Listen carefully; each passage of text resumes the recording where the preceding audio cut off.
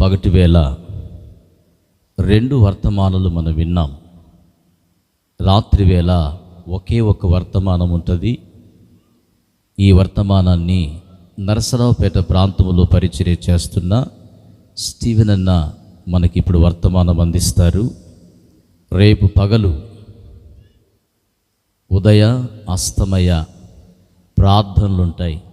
చెప్పండి ఉదయము, చెప్పండి అమ్మ ఉదయము. అస్తమయం అంటే వెరీ గుడ్. ఉదయము సాయంకాలం ఉంటుంది. రేపు ఉదయం కూడా 9ంటికి ప్రారంభిస్తాం. మధ్యాహ్నము భోజనం వేళకి 2 వర్తమానాలు అయిపోతాయి. గట్టిగా చప్పట్లు కొడదాం. రోషంగా చెప్పగలం, ఇంకా వస్తారేమో అని ఎదురు చూసేది ఈ పరిచర్యలో లేదు. అలా ఎదురు చూస్తే ఇంకా వెనకబడిపోవాల్సిందే. కాబట్టి రేపటి దినాన మీరు, మీతో మీ కుటుంబాలు, కొలీగ్స్, ఫ్రెండ్స్, ఊర్లో వాళ్ళను ఎండబెట్టుకుని రండి, పర్వాలేదు. సహవాస కూడికలో యఫాత మందిర పరిచర్యలు జరుగుతున్నాయని తీసుకుని రండి. సమీపంగా ఉన్నాం. చక్కని సందేశం అందిస్తున్నారు దూర ప్రాంతం నుంచి వచ్చిన సేవకులు. రేపు పగలు సాయంకాలం ఉంటాయి. రేపు వర్తమానం అందించేది భీమవరం ప్రాంతము నుంచి దైవజనులు వస్తున్నారు. మనందరం కూడా చక్కగా పార్టిసిపేట్ చేయాలి. దేవుని నామానికి మహిమ కలుగునుగాక. 9 గంటల వరకు వాక్య పరిచర్య ఇప్పుడు జరుగుతుంది. తరువాత అందరము కూడా 10 నిమిషాలు స్తుతి ఆరాధన, తర్వాత ఆశీర్వాదపు ప్రార్థన. దేవుని నామానికి మహిమ కలుగునుగాక. హల్లెలూయా. అందరం చక్కగా కూర్చుందాం. వాక్యం అందించే సేవకులకు సమయాన్ని అప్పగించుదాం. దేవుని నామానికి మహిమ కలుగునుగాక.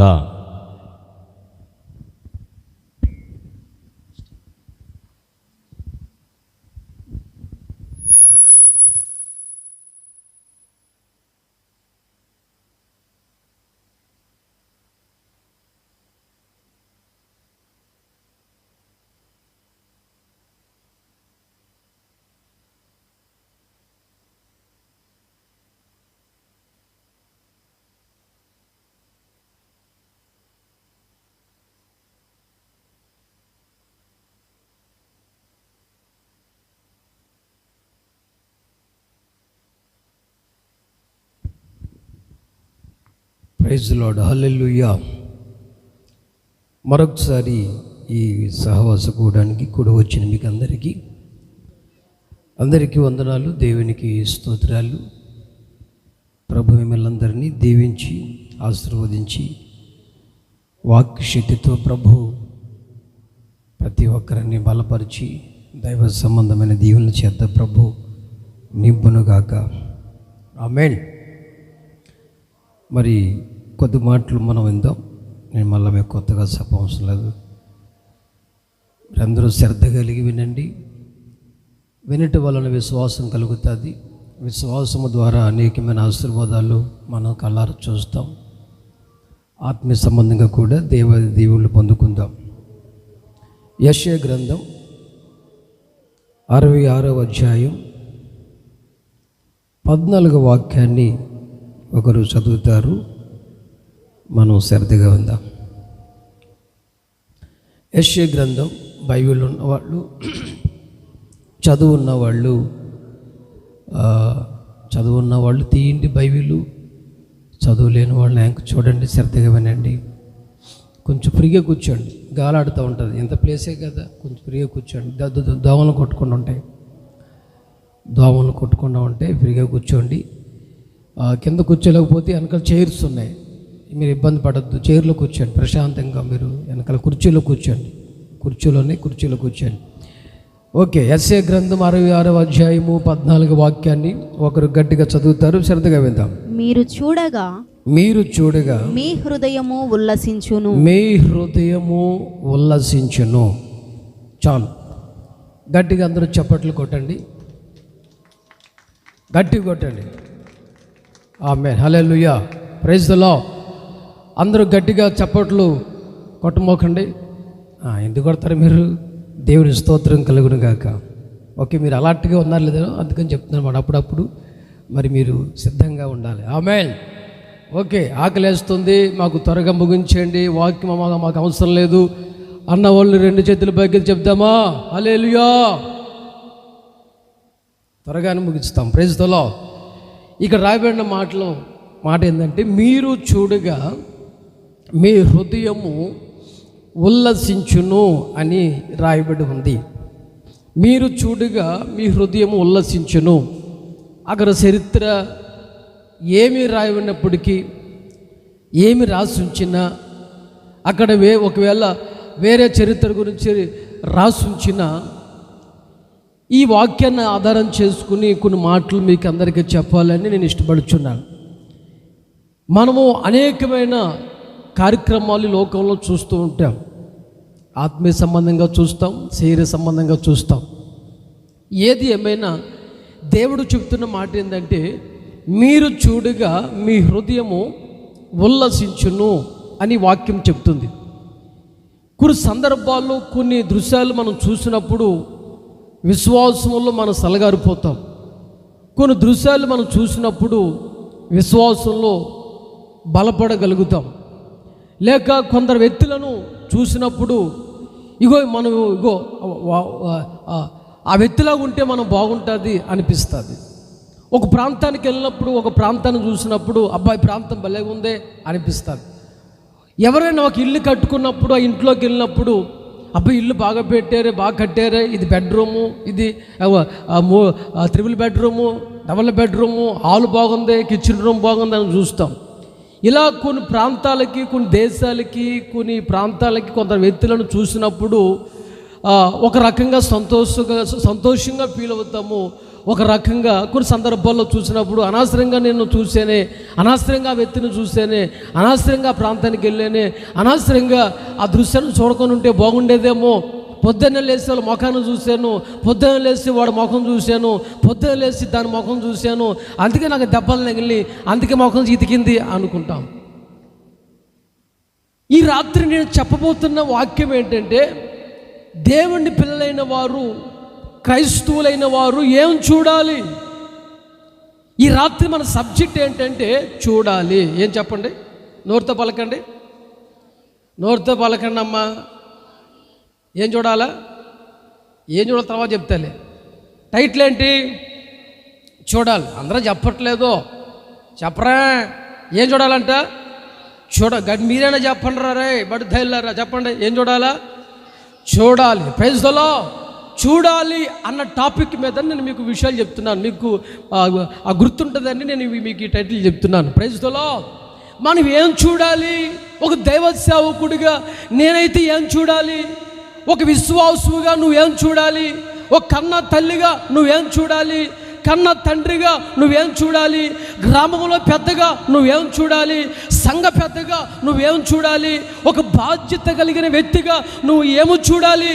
భార్య భర్త, భర్తల భార్య, లేక పిల్లల తల్లిదండ్రులు, ఇవాళ ఏదైనా సరే కుటుంబ సమేతంగా మనం చూడవలసిన విషయాలు ఏంటి, చూడకూడని విషయాలు ఏమిటి? ఇలా చెప్పుకుంటూ పోతే అనేకమైన కార్యక్రమాలు మన కళ్ళ ఎదుట కనిపిస్తూ ఉంటాయండి. ఇవన్నీ కాదు కానీ ఈ రాత్రి మన ఆధ్యాత్మికమైన జీవితంలో, మన ఆత్మీయ జీవితానికి కావలసిన ఒక 3 మాటలు మీకు జ్ఞాపకము చేస్తాను. దేవుని పిల్లలైన మనము ఏమి చూడాలో, దేవుని పిల్లలైన మనం ఏమి చూడాలో, మనం చూడవలసిన కార్యక్రమాలు ఏమిటో, చూడవలసిన సందర్భాలు ఏమిటో కొన్ని విషయాలు మీకు నేను తేట తెల్లగా మీకు చెప్పాలని నేను ఆశపడుతున్నాను. దేవునికి మహిమ కలుగును గాక. Praise the Lord. హల్లెలూయా. కొంతమంది వాళ్ళ వ్యక్తిగత కార్యక్రమాలు, వ్యక్తిగత జీవితాలు మానుకుని భక్తి చేయాలంటే చాలా కష్టంగా బాధపడతారు, చాలా కష్టంగా ఫీల్ అయిపోతారు. అది ఒక దేవ సేవకుడిగా నేను చెబుతాను. మన కడవరి దినాల్లో ఉన్నాం. ఇప్పటికే అనేక మంది దైవజనులు చాలాసార్లు వాక్యాన్ని ఆధారం చేసుకుని చెప్పారు, పరిస్థితులు బాగోలేదు ఏమండి, అందుకునే దేశంలో మార్పులు వచ్చినాయి, వాతావరణంలో మార్పు వచ్చింది ఏమండి, అనేకమైన రోగాలు వస్తున్నాయి. నిన్న కాక మొన్న పోయిన నెల అనుకుంటా సికిం తింటే ఏంటది, ఏం ఫ్లూరా, ఏదో ఫ్లూలే నా రావట్లేదు. మరి నమ్మకండి, మళ్ళీ మీరు పలకండి ఒకసారి చూస్తారు, అటు పలుకుతారు. నువ్వు ఆగరా, వాళ్ళు పలకని అమ్మ, మీరు పలకండి, మీ భాషలో పలకండి అమ్మా. బ్లడ్ ఫ్లూ అంట. బ్లడ్ ఫ్లూ అయ్యో మీరు పలకండి ఒకసారి. ఏ ఫ్లూ అది? ఏదో ఒక రోగము. కానీ మొత్తం మీద మొన్న మధ్య పోయిన నెలలోనే వచ్చింది ఒక రోగం పేరు చెప్పారు. ఏం చెప్పారు? సిగుం తింటే. అమ్మ మీకు చెప్పలేదా? సిగిన్ తింటే కృప వచ్చిద్ది. ఎవరమ్మ తల్లి చెప్పిందా మాట? కృప వచ్చిద్దా సిగిన్ తింటే? ఆ దెబ్బకే మాకైతే గుంటూరు ఏరియాలో ఎవడో మానలే.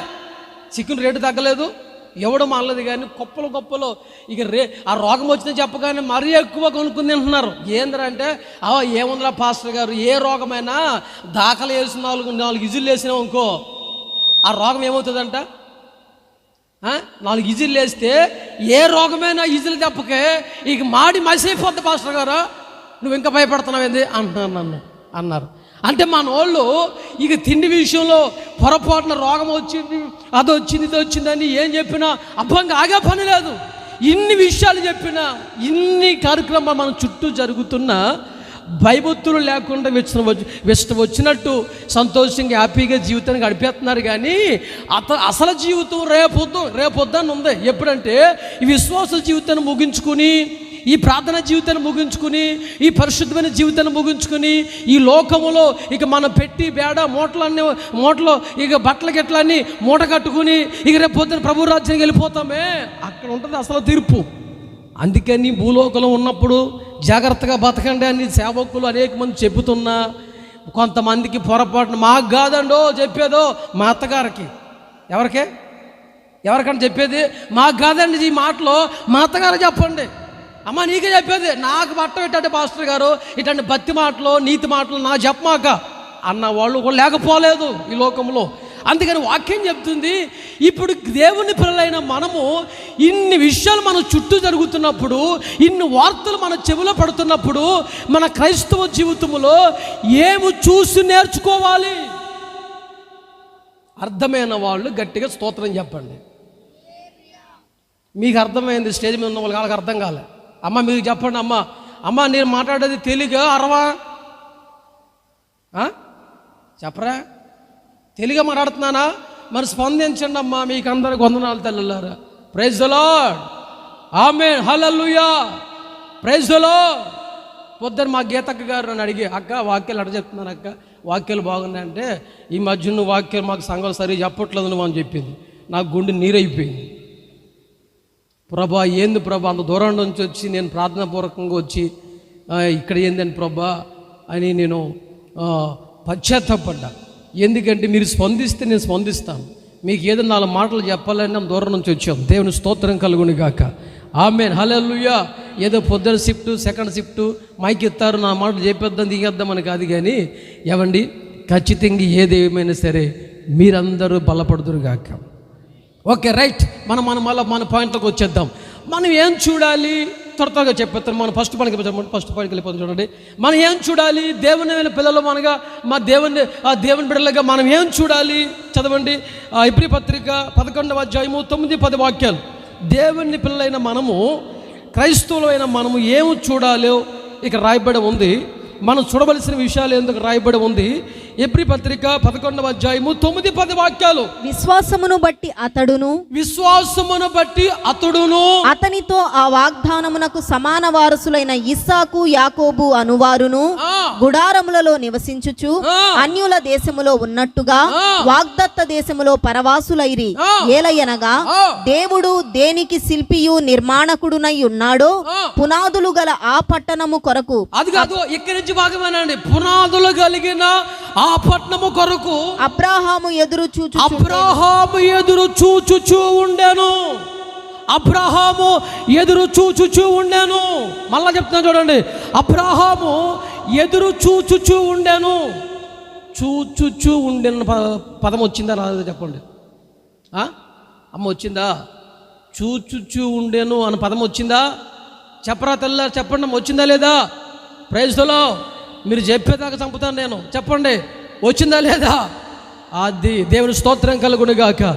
ఇక్కడ మనం వాక్యభాగం వెళ్ళిపోతే అబ్రహాము జీవితాన్ని గమనిస్తే, అబ్రహాము ప్రారంభం జీవితం నుంచి గమనిస్తే అన్ని ఒడిదుడుకులు ప్రయాణములు చేసుకుంటూ వచ్చాడు. దేవుడు చేసిన వాగ్దానాలు ఎమ్మటినే జరగకపోయినా ఆయా సందర్భాల్లో వాగ్దానాలు జరుపుకుంటూ వచ్చినాయి. నిన్ను నీ సంతానాన్ని దీవిస్తాను, నువ్వు ఎలా ఉండబోతున్నావు, నువ్వు ఇలాగా అలాగా ఎన్నో వాక్యాలు వాగ్దానాలు అబ్రహాం గారికి దేవుడు చేసినట్లుగా మన లేఖనంలో మనం గమనిస్తాం. ఏదేమైనా ఇప్పుడు మన పితరుడైన అబ్రహాం గారు తన జీవితాన్ని గమనిస్తే విశ్వాసమును బట్టి, బాగా వినండి, ఇక్కడ పాయింట్ ఉంది, ఇదే మంచి పాయింట్. విశ్వాసమును బట్టి పునాదులు కలిగిన పట్టణము కొరకు ఎదురు చూచుచూ ఉండెను. దేని బట్టి చూసాడు అంటాడండి? చెప్పండి. దేని బట్టి చూసాడంట? బైబిల్ మూసాడు సార్, బైబిల్ మూసండి. ఇంకా రిఫరెన్స్ చెప్పినప్పుడు రాసుకోవాలి, ఆ వచ్చినాక టిక్ పెట్టుకోవాలి. బైబిల్ నేను వాక్యం చెప్తుంటే నువ్వు చూసుకుంటున్నావు అనుకో, నాకు మరి ఇప్పుడు వాక్యం అంటే నాకు అర్థమైంది. గడిగా స్తోత్రం చెప్పండి. అబ్రహాము గారు విశ్వాసమును బట్టి దేన్ని బట్టి చూస్తున్నాడంటే ఏమండి? విశ్వాసమును బట్టి పునాదులు కలిగిన ఒక పట్టణం ఉంది. పరలోక రాజ్యంలో ఒక రాజ్యం ఉంది. ఆ రాజ్యం వెళ్ళాలనే మనం భక్తి చేస్తున్నాం. ఆ రాజ్యం వెళ్ళాలనే ఇగో ఈ లైట్లు కట్టి మైకులు కట్టి ఏమండి ఇక ఎన్ని ఇబ్బందులైనా మైకు వస్తున్నా ఆగిపోతున్నా గొంతుకు పోతున్నా ఎందుకు చెప్తున్నామంటే ఏ విధమైన చేతనైనా ఏ అబ్రహాం అయితే ఏ పట్టణము కొరకైతే ఏమండి చూస్తూ ఉన్నాడో ఆ పట్టణం కొరకు నిన్ను కూడా తీసుకుపోవాలనే ఈ కార్యక్రమాలన్నీ చేస్తున్నాం. దేవునికి స్తోత్రం కలుగునుగాక. అయితే మన కొరకు ఒక పట్టణం ఉంది. ఆ పట్టణము అందమైన రాజ్యం, ఏమండి బంగారపు వీధులు, ఇక పరిశుద్ధమైన రాజ్యం. దేవుడే దీపకాస్తి, అక్కడ చీకటి ఉండదు, దేవుడే వెలిగే ఉంటాడు.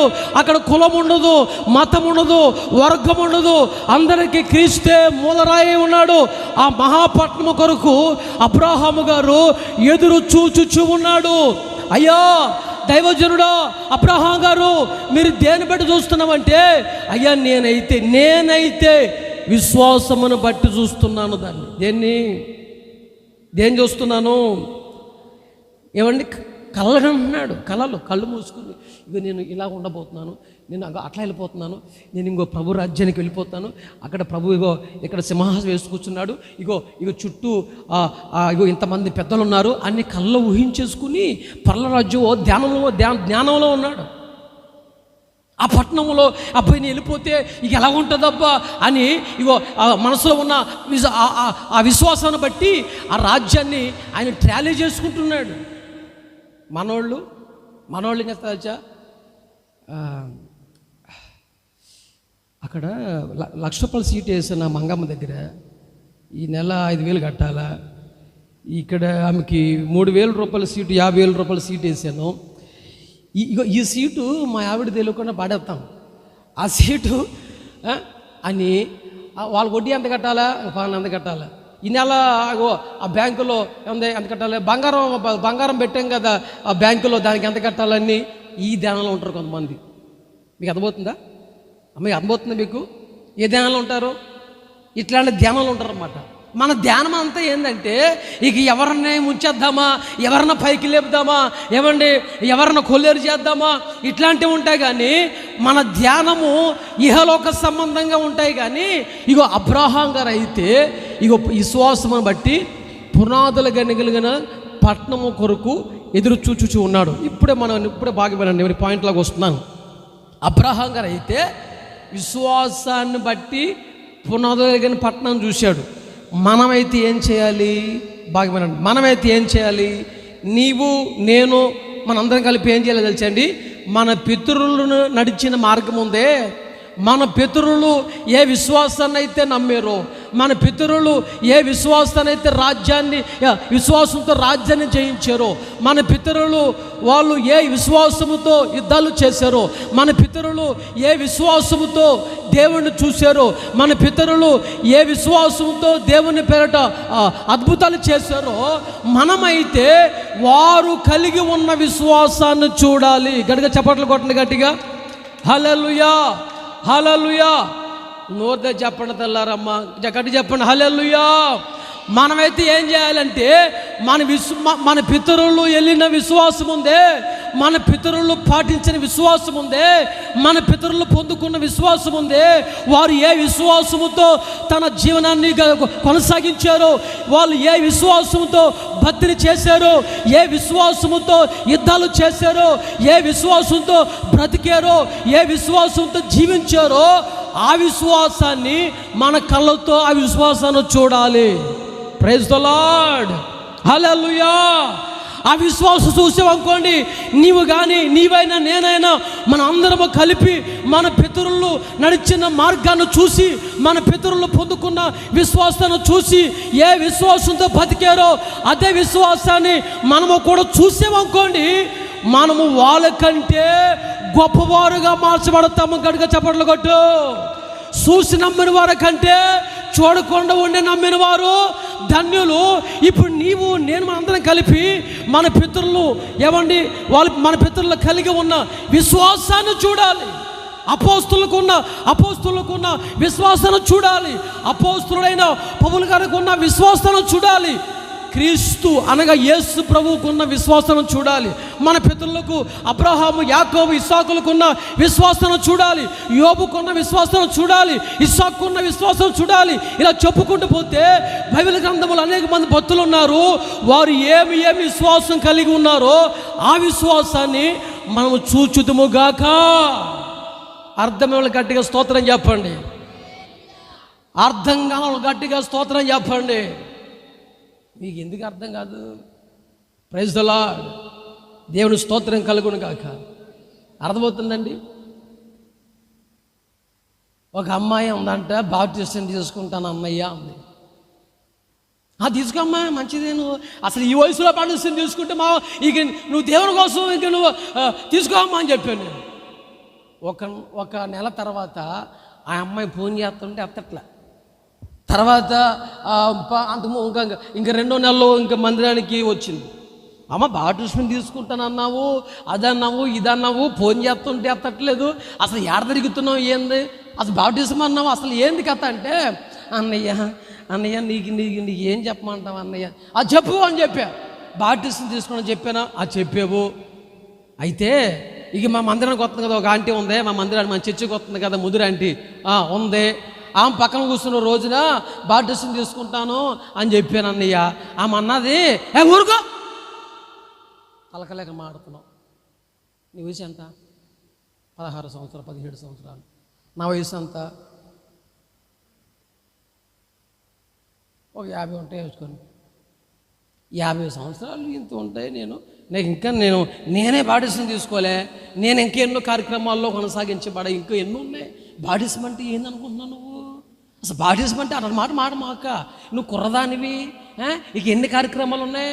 ఆ పాస్టర్ గారు అంతే చెప్తారు, నువ్వు ఇట్లా మాట్లాడమాక, నోరు మూసుకుని మందిరానికి వచ్చావా పోయావా అట్లా ఉండాలా, ఇట్లాంటివి చెప్పమాక. అప్పుడే ఇంకా చేయలే అట్లా చేయమాక అని ఒక పుల్ల వేసిందంట.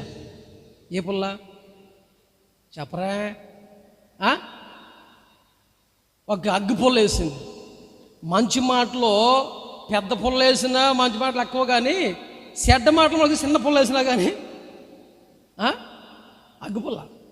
ఇక అతను రగులుకుందన్నమాట. రగులుకుని భక్తి లేదు, ఏమీ లేదు, ప్రార్థన లేదు, ఏర్థం లేదు, ఏమీ లేదు అని అప్పుడు దాకా కొంత ప్రతిష్టత కలిగి జీవించింది. చిన్న చిన్న పోగులు పెట్టింది వీటికి. ఆ పిల్ల బాప్టిజం తీసుకుంటానన్న కొత్తల్లో చిన్న పోగులు పెట్టింది, ఒక సింగల్ గాజు చేసింది. ఈ ఆంటీ మాటలు ఎప్పుడైతే విన్నదో, ఈ ఆంటీని ఎప్పుడైతే చూసిందో, ఈ ఆంటీ వ్యవహారం, ఆంటీ బట్టలు కట్టుకోవడం ఎప్పుడైతే చూసిందో, ఈ పిల్లకి ఇప్పుడు ఎక్కడి నుంచి ఇక్కడ తాగేసింది. ఏంటి? ఇప్పుడు ఇక్కడ చిన్నది పెట్టుకున్న పోయి ఎక్కడొకటి ఇదంతా శుభ్రంగా ఏమండి గంతలు కట్టేసింది. దేనికి? లోపల గాలి పోకుండా చెవుల్లోకి గంతలు కట్టేసింది మాట. ఇవి మారిపోయింది, రూపం మారిపోయింది. ఆవిడ ముఖం కలగా ఉండేది. ఇప్పుడు ఎప్పుడైతే ఇవన్నీ పెట్టుకుని ధరించేసి మేము మందిరానికి వచ్చేసి, నా స్తుతి పాత్రుడా నా యేసయ్యా నా ఆరాధనకు అని పాడుతుంది. నాకు అర్థం కాలేదు. ఏందమ్మలాగైపోయినంటే, అది ఆమెను చూసి నువ్వు ఎవరిని చూస్తున్నావు? మీకు అర్థమవుతుందా నా బాధ? అమ్మ అర్థమవుతుందా? నువ్వు ఎవరిని చూస్తుంది, ఎవరిని చూసి నీ జీవితం ఏ విధంగా పోతుంది అర్థమవుతుందా? ఎందుకు ఇలాగ అయిపోయావు అన్నా? మరి ఆమెను చూసి వాళ్ళే పరిశుద్ధులు అలాగ అయిపోతే మన బతికెంత? వాళ్ళే అలా పాడైపోతే ఇక మనం ఏ పాటు వాళ్ళము? వాళ్ళే పతనం అయిపోతే మనం ఏ పాటు వాళ్ళమని నీవు వాళ్ళని వీళ్ళని చూసి, నీ చుట్టుపక్కల ఉన్న పరిస్థితులను చూసి, వాళ్ళని వీళ్ళని చూసి నీ జీవితాన్ని పాడు చేసుకోవద్దు. బైబిల్ గ్రంథంలో ఉన్న ఏమండి మన పితరులు ఉన్నారే పరిశుద్ధులు, వారిని మనం చూద్దుముగాక. ఆమేన్. Praise the Lord. యెరికో పట్టణానికి 12 మంది వెళ్ళారు. ఎంతమంది వెళ్ళారు చెప్పండి? యెరికో పట్టణానికి 12 మంది వెళ్ళారు. ఆ పట్టణం ఎలా ఉందో చూసురండి. మనమంతా ఆ దేశంలోకి వెళ్ళిపోదాం. పాలు తేనెలు ప్రవశించే దేశం అంట. మన అందరూ షిఫ్ట్ అయిపోదాం అక్కడికి. మరి ఎలా ఉందో చూసురండి అని మొత్తం మీద 12 మంది వెళ్ళారు. అందులో 10 మంది ఇక చూసి వచ్చి, అబ్బో ఆ ఊర్లో మనం బ్రతకలేమండి బాబు, వాళ్ళ మనుషులేంది ఇంతంతలా ఉన్నారు, ఇంతంత ఇటు ఉన్నారు, అసలు మనం బతకగలుగుతాం ఊర్లో? అసలు బతకలేము. అసలు ఏమన్నా ఇక వాళ్ళు ఇక మనం ఒక చేతితో అలా ఇసిరేస్తారంతే అని సమాచారం ఇచ్చారు.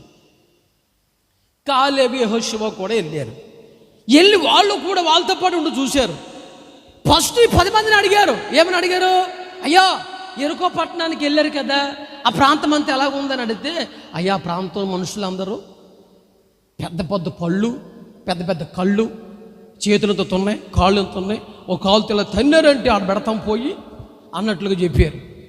ఈ కాలేబు యెహోషువ అన్నారు, కాదు కాదు అయ్యా, అయ్యా అమ్మా ఇగో ఇగోడు అయ్యా నా మాట వినండి, కాదు కాదు ఇగో మరి ఆ దేశంలో మనము సురక్షితంగా మనము బ్రతకగలుగుతాము. చదవండి ఆ మాట చదవండి, సారి చదవండి. దానికి లింక్ అయిన వాక్యం సంఖ్యాకాండము 13వ అధ్యాయము 32వ వాక్యంలో సారి 32 చూడండి సారి.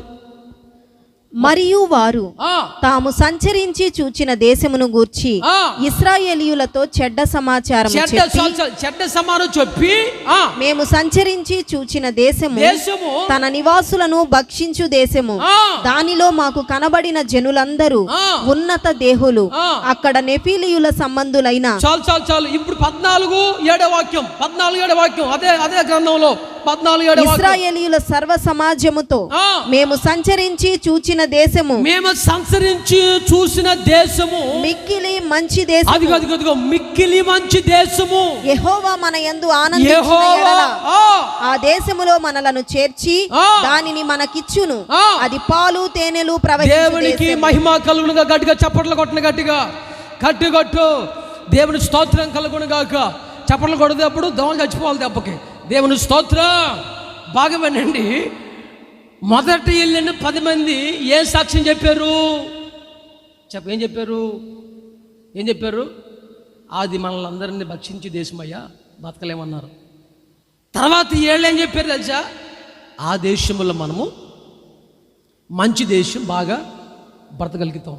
ఇద్దరు పోయింది, 10 మంది పోయింది ఆ దేశానికి, ఇద్దరు పోయింది ఆ దేశానికి. 10 మంది చూసింది ఆ మనుషుల్ని, ఇద్దరు చూసింది ఆ మనుషుల్ని. 10 మంది చూసింది ఆ చెట్లే, ఇద్దరు చూసింది ఆ చెట్లే. 10 మంది చూసింది ఆ కొండలు రాళ్ళు చెట్లే, ఇద్దరు చూసింది రాళ్ళు చెట్లే. ఇప్పుడు పాయింట్ ఏంటంటే వాళ్ళు చూచిన విధానము తేడా. మీకు అర్థమైందా? వాళ్ళు చూసిన విధానము తేడాకు చూశారు. 10 మంది ఒకలాగా చూశారు, అవిశ్వాసం కలిగి చూశారు. ఇద్దరు మట్టికి విశ్వాసంతో చూశారు. అదే వాళ్ళకి తేడా. గట్టిగా స్తోత్రం చెప్పండి. హల్లెలూయా, హల్లెలూయా. ఎవరైనా, వ్యక్తులైనా, ప్రాంతమైనా, ఏదైనా నీవు చూస్తున్న విధానం ఏమిటి? ఏ చూపుతో చూస్తున్నావు? ఏ మనసుతో చూస్తున్నావు? ఏ ఆలోచనతో చూస్తున్నావు? ఏ మనసుతో నువ్వు చూస్తున్నావు? ఏ హృదయంతో నువ్వు చూస్తున్నావు? ప్రాంతమైన, వ్యక్తులైనా, సంఘమైనా, ఎవరైనా, స్నేహితులైనా, ఎవరైనా నువ్వు చూసే విధానం ఏమిటి? నువ్వు ఎవరిని చూసినా విశ్వాసం కలిగిన వారిని చూడాలి. ఎవరి మాటలు విన్నా విశ్వాసం కలిగి బతుకుతున్న వారి మాటలు నువ్వు వినాలి. అంతేగాని మన చుట్టూ ఉన్న పరిస్థితులను చూసి, ఏమండి మన చుట్టూ ఉన్న అల్లకొల్లను చూసి, మనకెదురవుతున్న ప్రతి ఇబ్బందులను చూసి, ఏమండి ఆ ఇబ్బందికి, ఆ కష్టానికి, ఆ సమస్యలకి, ఆ అప్పులకి, ఆ బాధలకి నువ్వు భయపడిపోయి దీన్ని చూసి, వాళ్ళని ఏళ్ళను చూసి నీ విశ్వాసం పోగొట్టుకోకూడదు. ఒకవేళ నువ్వు చూస్తే ఏమండి పరిశుద్ధులను చూడాలి. Praise the Lord. నువ్వు చూస్తే ప్రార్థన వీరులను చూడాలి. నువ్వు చూస్తే ఏమని సమాజానికి, సంఘానికి మాదిరికరంగా ఉన్నవారిని చూడాలి. నువ్వు చూస్తే గొప్పవారిని చూడాలి. అప్పుడు నీవు కూడా బలపడతావు. నువ్వు ఎవరిని చూస్తున్నావు? అయ్యా అబ్రహాం గారు ఎవరిని చూసావంటే ఇగో విశ్వాసంతో చూస్తున్నానయ్యా పరలోక రాజ్యం కొరకు. ఈ రోజున మనం ఎవరినో చూస్తున్నాం? ఏం చూస్తున్నాం? మన చర్చికి వచ్చే పిల్లోడు అంటాడు కదా ఒకడు, మన చర్చికి వచ్చే పిల్లోడే, మా చర్చికి ఇక్కడ కదలేండి. గట్టిగా సూత్రం చెప్పండి అమ్మా, చెప్పండి, సూత్రం చెప్పండి, చెప్పరా హల్లెలూయా. ఆ పిల్లోడు అంటాడు కదా, అబ్బా అన్న ఇక నేను చెప్పకూడదు ఆ మాట, ఆ పిల్లోడు చెప్పిన మాట నేను చెప్పకూడదు. ఏంటి ఆ మాట మాట్లాడామంటే, వాడు ఒక రోజు అంటాడు కదా, అన్న నా కళ్ళు చెడిపోని, నా కళ్ళు చెప్పండి నా కళ్ళు చెడిపోని అన్న, లేనిపోని దృశ్యాలు చూస్తున్నా నా కళ్ళుతో. లేనిపోని దృశ్యాలు చూసామనుకో ఏమండి కంట్లో ఎన్నపూస వచ్చింది. ఎన్నపూస ఏమొచ్చింది? ఎన్నపూస తెలుసాక మీకు? ఈ పుసంతి మొలకొచ్చి ఆగిద్ది, దాని పేరు ఎన్నపూస. అది తీసుకుని మన మధ్యలో వేసుకున్నారు. గడికి స్తోత్రం చెప్పండి, హల్లెలూయా, ఆమేన్. ఏమండి నువ్వు లేనిపోయిన దృశ్యాలు చూసేవనుకో, చూడకుండా చూసేవనుకో, నలుగురిలో ఉన్నప్పుడు చూసేవనుకో. కొంతమంది ఏమండి ఇక పడుకుని రూమ్లో పడుకుని ఫోన్ తీసుకుని దుప్పడ మూసుకేసుకుని, లేకపోతే దుప్పడ లేకపోతే తలుపులు వేసేసి ఇక ఫోను ఇక మొఖం పెట్టి, ఇక నిన్న రైల్వే స్టేషన్లో, నసరాపేట రైల్వే స్టేషన్లో బస్సు కాదు ఏంటది, రైల్వే స్టేషన్లో రైలు ఎక్కి బస్సు ఎందుకు ఎక్కుదాం? దేవుడి స్తోత్రం కలుగును గాక. ఒక ముసలోడు ఉన్నాడండి. ఎంత ముసలోడు అంటే 60 ఏళ్ళు ఉంటాయి అనుకుంటున్నాను, అంతేనా తమ్ముడు ఇర్మియా? 60 ఏళ్ళు ఉంటాయి అనుకుంటున్నాను. వాడు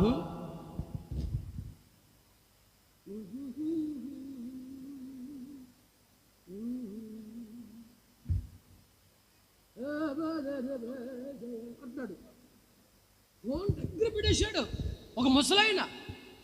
ఇక ఏం చూస్తారంటే ఇక చూసి సంతోషంగా ముఖం వెలిగిపోతుంది. ఏ ముఖం? ఇంట్లో పిల్లలు భార్య సంతోషంగా ఉన్నారో లేదు ఈ సంబంధం లేదు కానీ పట్టించుకోడు. కానీ ఇగో సంతోషం అడిగి దీంట్లో ఇక పక్క నవ్వేసుకుంటున్నాడు. ఇక ముఖం సంతోషం ఎక్కువైపోయింది మా ఫోన్ చూసి. ఇక మామూలుగా కాదు, ఏంటంటే ఇక ఫోన్లో ముఖం పెట్టేశాడు. ఇక ఫోను ఇక ముఖాన్ని ఇలా పట్టేసుకుందన్నమాట. ఏం చూస్తుంది? ఏదో చూస్తున్నాడు. ఏం చూస్తున్నారు? దేవుని స్తోత్రం కలుగును గాక, హల్లెలూయా, ఆమేన్. ఇట్లాగే వాక్యం చెప్తా, మీరందరూ ఎవరు అబద్ధం ఆడకని చెప్పండి. అమ్మా ఇగో చెల్లి, మీరు అందరూ అబద్ధం ఆడుకుని చెప్పండి. ఎవరెవరు ఏం చూసి వస్తారో చెప్పండి ఇప్పుడు అన్నాను. ఒక ఆమె ఉంది, అన్నయ్య నువ్వేమనుకోవద్దు, నేను ఇప్పుడే కార్తీక దీపం చూసి వచ్చా. మీకు అర్థమవుతుందా? ఇప్పుడే కార్తీక దీపం చూసి వచ్చా అన్న. ఆ కార్తీక దీపం ఇప్పటికే కొన్ని దీపాలు ఆరిపేసింది, కొన్ని కొంపలు ఆరిపేసింది. మళ్ళీ నీకెందుకు ఆ దీపం అంటే, కాదన్నయ్య మా అత్త నన్ను పెట్టు అంటుంటే నేను కూడా పెట్టాను. మా అత్త నోరు పిలుచుకొని చూస్తుంటే నేను కూడా చూశాను అన్నయ్య. మనసు లాగేసింది. ఏం చూస్తున్నావు? అవ్వా ఏదన్నా చూస్తే అది నీ జీవితం బాగుపడాలి. దేవుని స్తోత్రం కలుగును గాక. Praise the Lord. యవనస్తులైనా, వృద్ధులైనా, పరిశుద్ధులైనా, ప్రార్థనాపరులైనా, పెద్దలు ఎవరైనా సరే నీవు చూడవలసిన కార్యక్రమాలు ఏంటి? ఎవరన్నా చూస్తున్నావు? ఏం చూస్తున్నావు? మనమైతే మనం అందరం అయితే ఇదిగో విశ్వాసము కలిగి ఉన్న మన పెద్దలు ఉన్నారే పరిశుద్ధులు బైబిల్ గ్రంథంలో, వారు కలిగి ఉన్న విశ్వాసాన్ని మనమందరము చూడాలి. దేవుని స్తోత్రం కలుగును గాక. దైవజనులని యేసన్న గారు ఉన్నారు తెలుసుగా మీకు? తెలుసా? చెప్పండి. తెలుసా? తెలుసా యేసన్న గారు ఎక్కడ పుట్టాడు, ఎక్కడ సేవకి వెళ్ళాడు, ఎట్లా వచ్చాడు, ఎట్లా సేవ ప్రారంభించాడు, ఎట్లా సంఘాలు కట్టాడు, ఎట్లా సేవకులను తయారు చేశాడు ఏమండి అన్న కోణాన్ని ఇగో అట్లాంటి పరిస్థితులు మనం చూడాలి. ప్రైజ్ ది లార్డ్, హల్లెలూయా. ఇక చెప్పుకుంటూ పోతే అనేక మంది పరిశుద్ధులు ఉన్న లేఖనాల్లో వారిని మనం చూడాలి. చూసినప్పుడు వారు కలిగి ఉన్న బలం ఉందే, చూసినప్పుడు వాళ్ళు కలిగి ఉన్న శక్తి ఉందే, ప్రభావం ఉందే, అది మనకి పొందుకోవడానికి, ఆ ధైర్యం పొందుకోవడానికి, అట్లాంటి విశ్వాసం కలిగి ఉండడానికి మనకి కూడా ఒక ఉద్యమం కలుగుతుంది. మనం కూడా శక్తిని పొందుకుంటాం ఆ విశ్వాసాన్ని చూస్తే. దేవుని స్తోత్రం కలుగును గాక. ఈ రోజు నీ వాక్యాన్ని బట్టి, ఈ మొదటి పాయింట్ని బట్టి ప్రభా నిజమే, నేను ప్రభా వేరే ఎవరినెవరినో చూసి, ఎవరినో విశ్వాసంలో పడిపోయిన వారిని, ఎవరిని లోకంలో పడిపోయిన వారిని చూసి నేను పాడైపోనయ్యా, ఇక నేను నా జీవితం బాగు చేసుకుంటాను అన్న మనస్సు నీకు వచ్చునుగాక. ప్రైజ్ ది లార్డ్, దేవుని స్తోత్రం కలుగునుగాక. మిరగాలికి పోయే ఒక విశ్వాసి మా ఏరియాలో, గుంటూరు ఏరియాలో మిరగాలు ఎక్కువ ఉంటాయి, పత్తి మిరగాలు ఎక్కువ పండుతుంది అన్నమాట. విశ్వాసి, భక్తిగా ఉండే విశ్వాసి కొంతమంది లోకస్తులతో పనికి వెళ్తుంది. ఒక నెల గడిచింది. 2వ నెలలో ఆ తల్లిగారు, అక్కగారు విధానం అంతా మారిపోయింది. ఏం మారిపోయింది తెలుసండి? మొఖానికి అది ఏదో లైట్ అంట. ఏం లైట్ అది చెప్పండి, ఏ లైట్ అది మీకు తెలిసేవన్నా?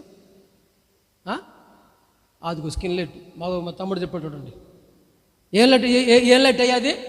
ఏదో స్కిన్ లైట్ అంట. స్కిన్ లైట్ పూసి కనుబొమ్మలు కూడా చెక్కించుకుంది అమ్మగారు. ఏ బొమ్మలు ఇవి?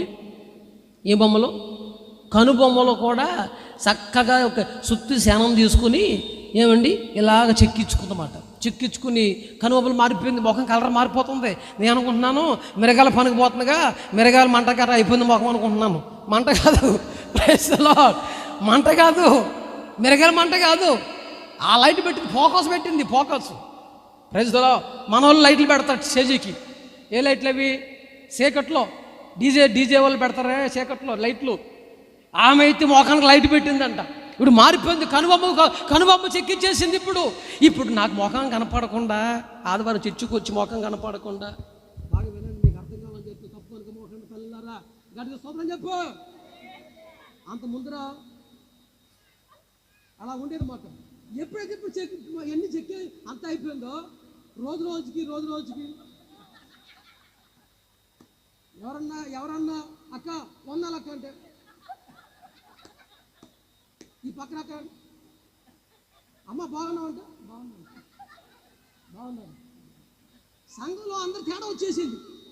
ఏం దాన్ని చూస్తుంటే ఒక రోజున ఇక నా గుండె పెట్టలాక అట్ట చూస్తే నా నోట ఆగో మనసులో ఆగో కదా మరి. ఇక వాక్యములో చెప్పే మీరందరూ ప్రభువుని యేసుక్రీస్తు ఎదుట ముసుగులేని ముఖం వలె ఉండాలని చెప్పి దేవుని స్తోత్రం కలుగును గాక. హల్లెలూయా. ఇక ముసుగు తీసేసింది.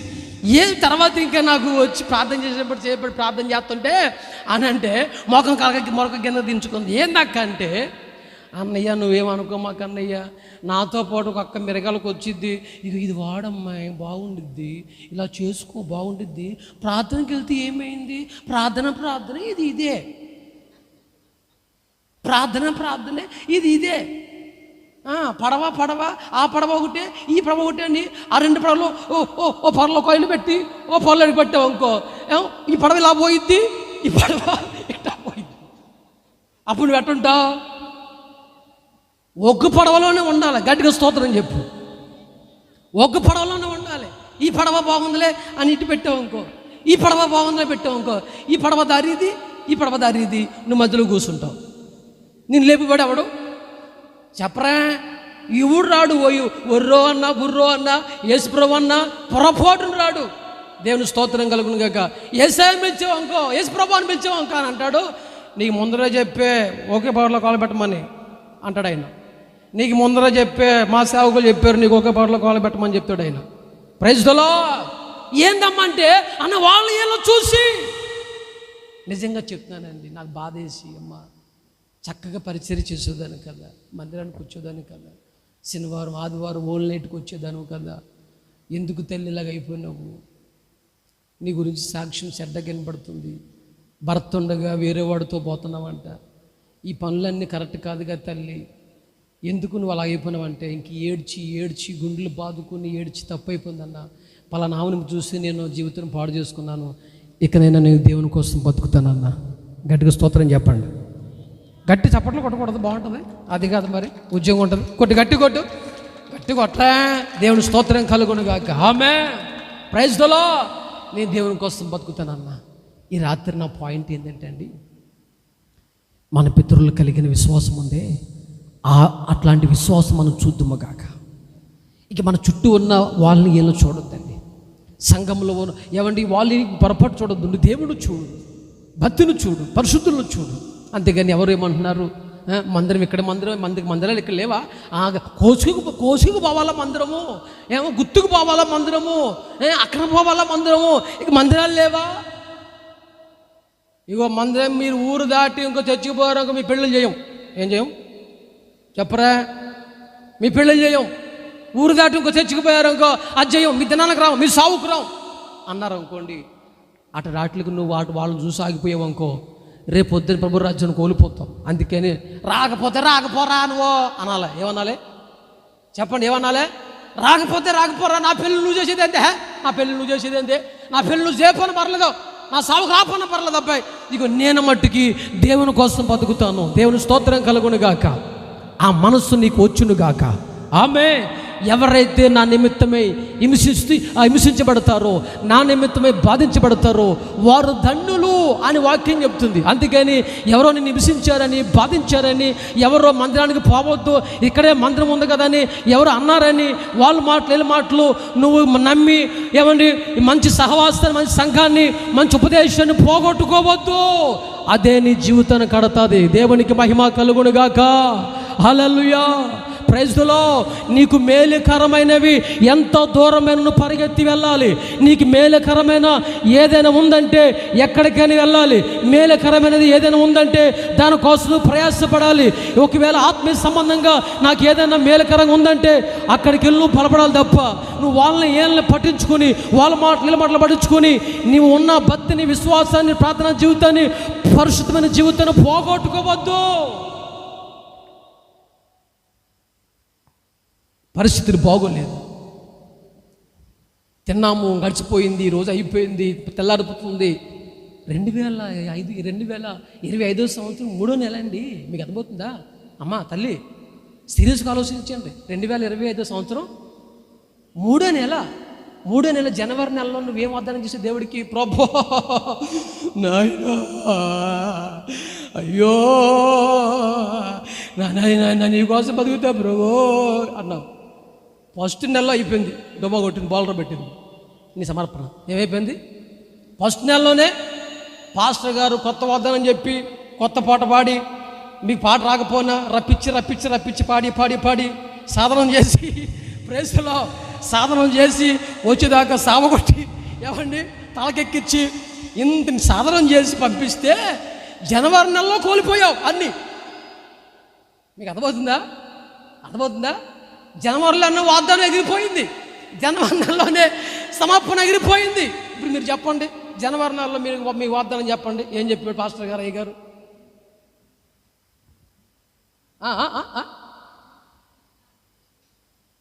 ఆదుకున్నా. సరే, నువ్వు మంచిదాని, వందనాలు తల్లి. మీరు చెప్పండి అమ్మా. ప్రామిస్ కార్డులు ఏదో బంగారం దొరికినట్లుగా, నీకేమొచ్చింది? రోగం వచ్చింది, నీకేమొచ్చింది? జబ్బు వచ్చింది. పేపర్ తీసుకుని నీకేమొచ్చింది? జాటి వచ్చింది. ఇట్లాంటి రావాలి నీకు వాక్యాలు. పెద్ద గగనమ్మలాగా ఆ వాద్దాన్ని టెక్కర్ తీసుకుని, ఇగో టెక్కర్లు ఏముంది, దీంట్లో ఏమొచ్చింది, ఇగో చదువు పెట్టు, నాకు చదువు పెట్టింది అన్నప్పుడు నువ్వు నిశ్చయంగా చదువు అని రావాలి. ఇంకో వాగ్దానం తీసుకుంటాను, ఇది నాది కాదు అని పోయి నువ్వు నిశ్చయంగా దీవించబడదువు అంటే, అబ్బా దేవుడు అంత గొప్పడో, దేవుడు అబ్బా ఆయన ఉన్నాడండి నా పక్షమున. మరి ఫస్ట్ లేడా? చెప్పరా, ఫస్ట్ లేడా? మరి ఫస్ట్ లేడు. ఇప్పుడు నిజంగా నీకు నచ్చిన వాక్యం వచ్చేస్తే, అబ్బో దేవుడు నా పక్షమున ఉన్నాడండి బాబోయ్, ఆయన అంత ప్రేమ, ఆయన నా మీద ప్రేమ ఎక్కువైపోతుంది ఈ మధ్యన అనుకుంటున్నావు. అందుకని రోజులు స్పీడ్గా పరిగెడుతున్నాయి. జనవరి నెల అయిపోయింది, ఇది 3వ నెల అయిపోవచ్చింది, పరిస్థితులు బాగోలేదు. ఇవన్నీ ఎందుకు తెలుసా? నీవు జాగ్రత్తగా దీపం ఉన్నప్పుడు ఇల్లు చక్కపెట్టుకోవాలంట. ఏం చేయాలంట అమ్మ? చెప్పండి. దీపం ఉన్నప్పుడు ఏం చేయాలి? ఇల్లు చక్కపెట్టుకోవాలి. వాక్యం ఉన్నప్పుడు, ప్రార్థనలు ఉన్నప్పుడు, సభలు ఉన్నప్పుడు, ఇది సేవకులు మాకు క్షేమం కోరినప్పుడు, ఇది సమయం ఉన్నప్పుడు, ఏమండి ఇట్లాంటి ప్రార్థనలు ఉన్నప్పుడు వెళ్ళి ప్రార్థనలో కూర్చుని వాక్యమని దీపం ఉన్నప్పుడే, వాక్యం అనే దీపం ఉన్నప్పుడే ఇక నువ్వు జాగ్రత్తగా జీవితాన్ని, కుటుంబాన్ని సగపెట్టుకుని, పిల్లల జీవితాన్ని సగపెట్టుకుని, అప్పులు గిప్పులుండి తీర్చుకుని, ఒకవేళ రోగం ఉంటే ప్రభువుని ప్రార్థన చేసుకుని రోగాన్ని బాగు చేసుకుని, విశ్వాసము కలిగి, భక్తి కలిగి బ్రతుకుతూ, ఒకవేళ ఆ విధంగా బ్రతుకుతే ప్రభువు వచ్చినప్పుడు శీఘ్రము వెళ్ళిపోతాం. దేవుని స్తోత్రం కలుగును గాక. ఆమేన్. సక్కబెట్టుకుని అర్థం ఇవన్నీ ఏంటంటే సక్కబెట్టుకుని అర్థం అన్నమాట. అందుకని అయ్యా కొత్త సంవత్సరం అయిపోతుంది, బాధలు ఏం బాగాలే అనుకుంటామని కాదు. బాధలు బాధలు ఉన్నా పోకపోయినా ఏదైనా సరే నీవు నమ్మిన దేవుడు గొప్పోడు. ఏదో ఒక రోజు నీ జీవితంలో అద్భుతం జరుగుతుంది. గట్టిగా చప్పట్లు కొట్టండి, గట్టి కొట్టండి. సప్ప కొడుతున్నారేంటి? చెంపలు ఆసిపోవాలి తప్పకే. ఆమేన్, హల్లెలూయా, ప్రైజ్ ది లార్డ్. ఇది మొదటి మాట. ఇక రెండో మాట చెప్తున్నాను. రెండో పాయింట్. ఫస్ట్ పాయింట్ చెప్పండి. మనం ఏం చూడాలి? ఏం చూడాలి? అందరూ చెప్పాలి. ఏం చూడాలి? చెప్పండి. మనం ఏం చూడాలి? విశ్వాసాన్ని విశ్వాసాన్ని చూడాలి. మన పితరులు కలిగి మన విశ్వాసం ఉందే, ఆ విశ్వాసం మనం చూద్దుము గాక. ఇది ఫస్ట్ పాయింట్. సెకండ్ పాయింట్ చూడండి. చూడండి, రాజుల రెండవ గ్రంథం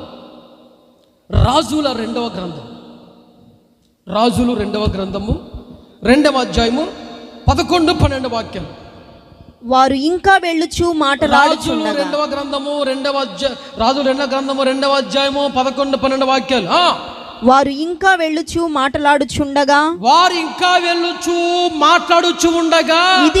ఇదిగో అగ్ని రథమును అగ్ని గుర్రములను కనబడి వీరిద్దరిని వేరు చేసెను.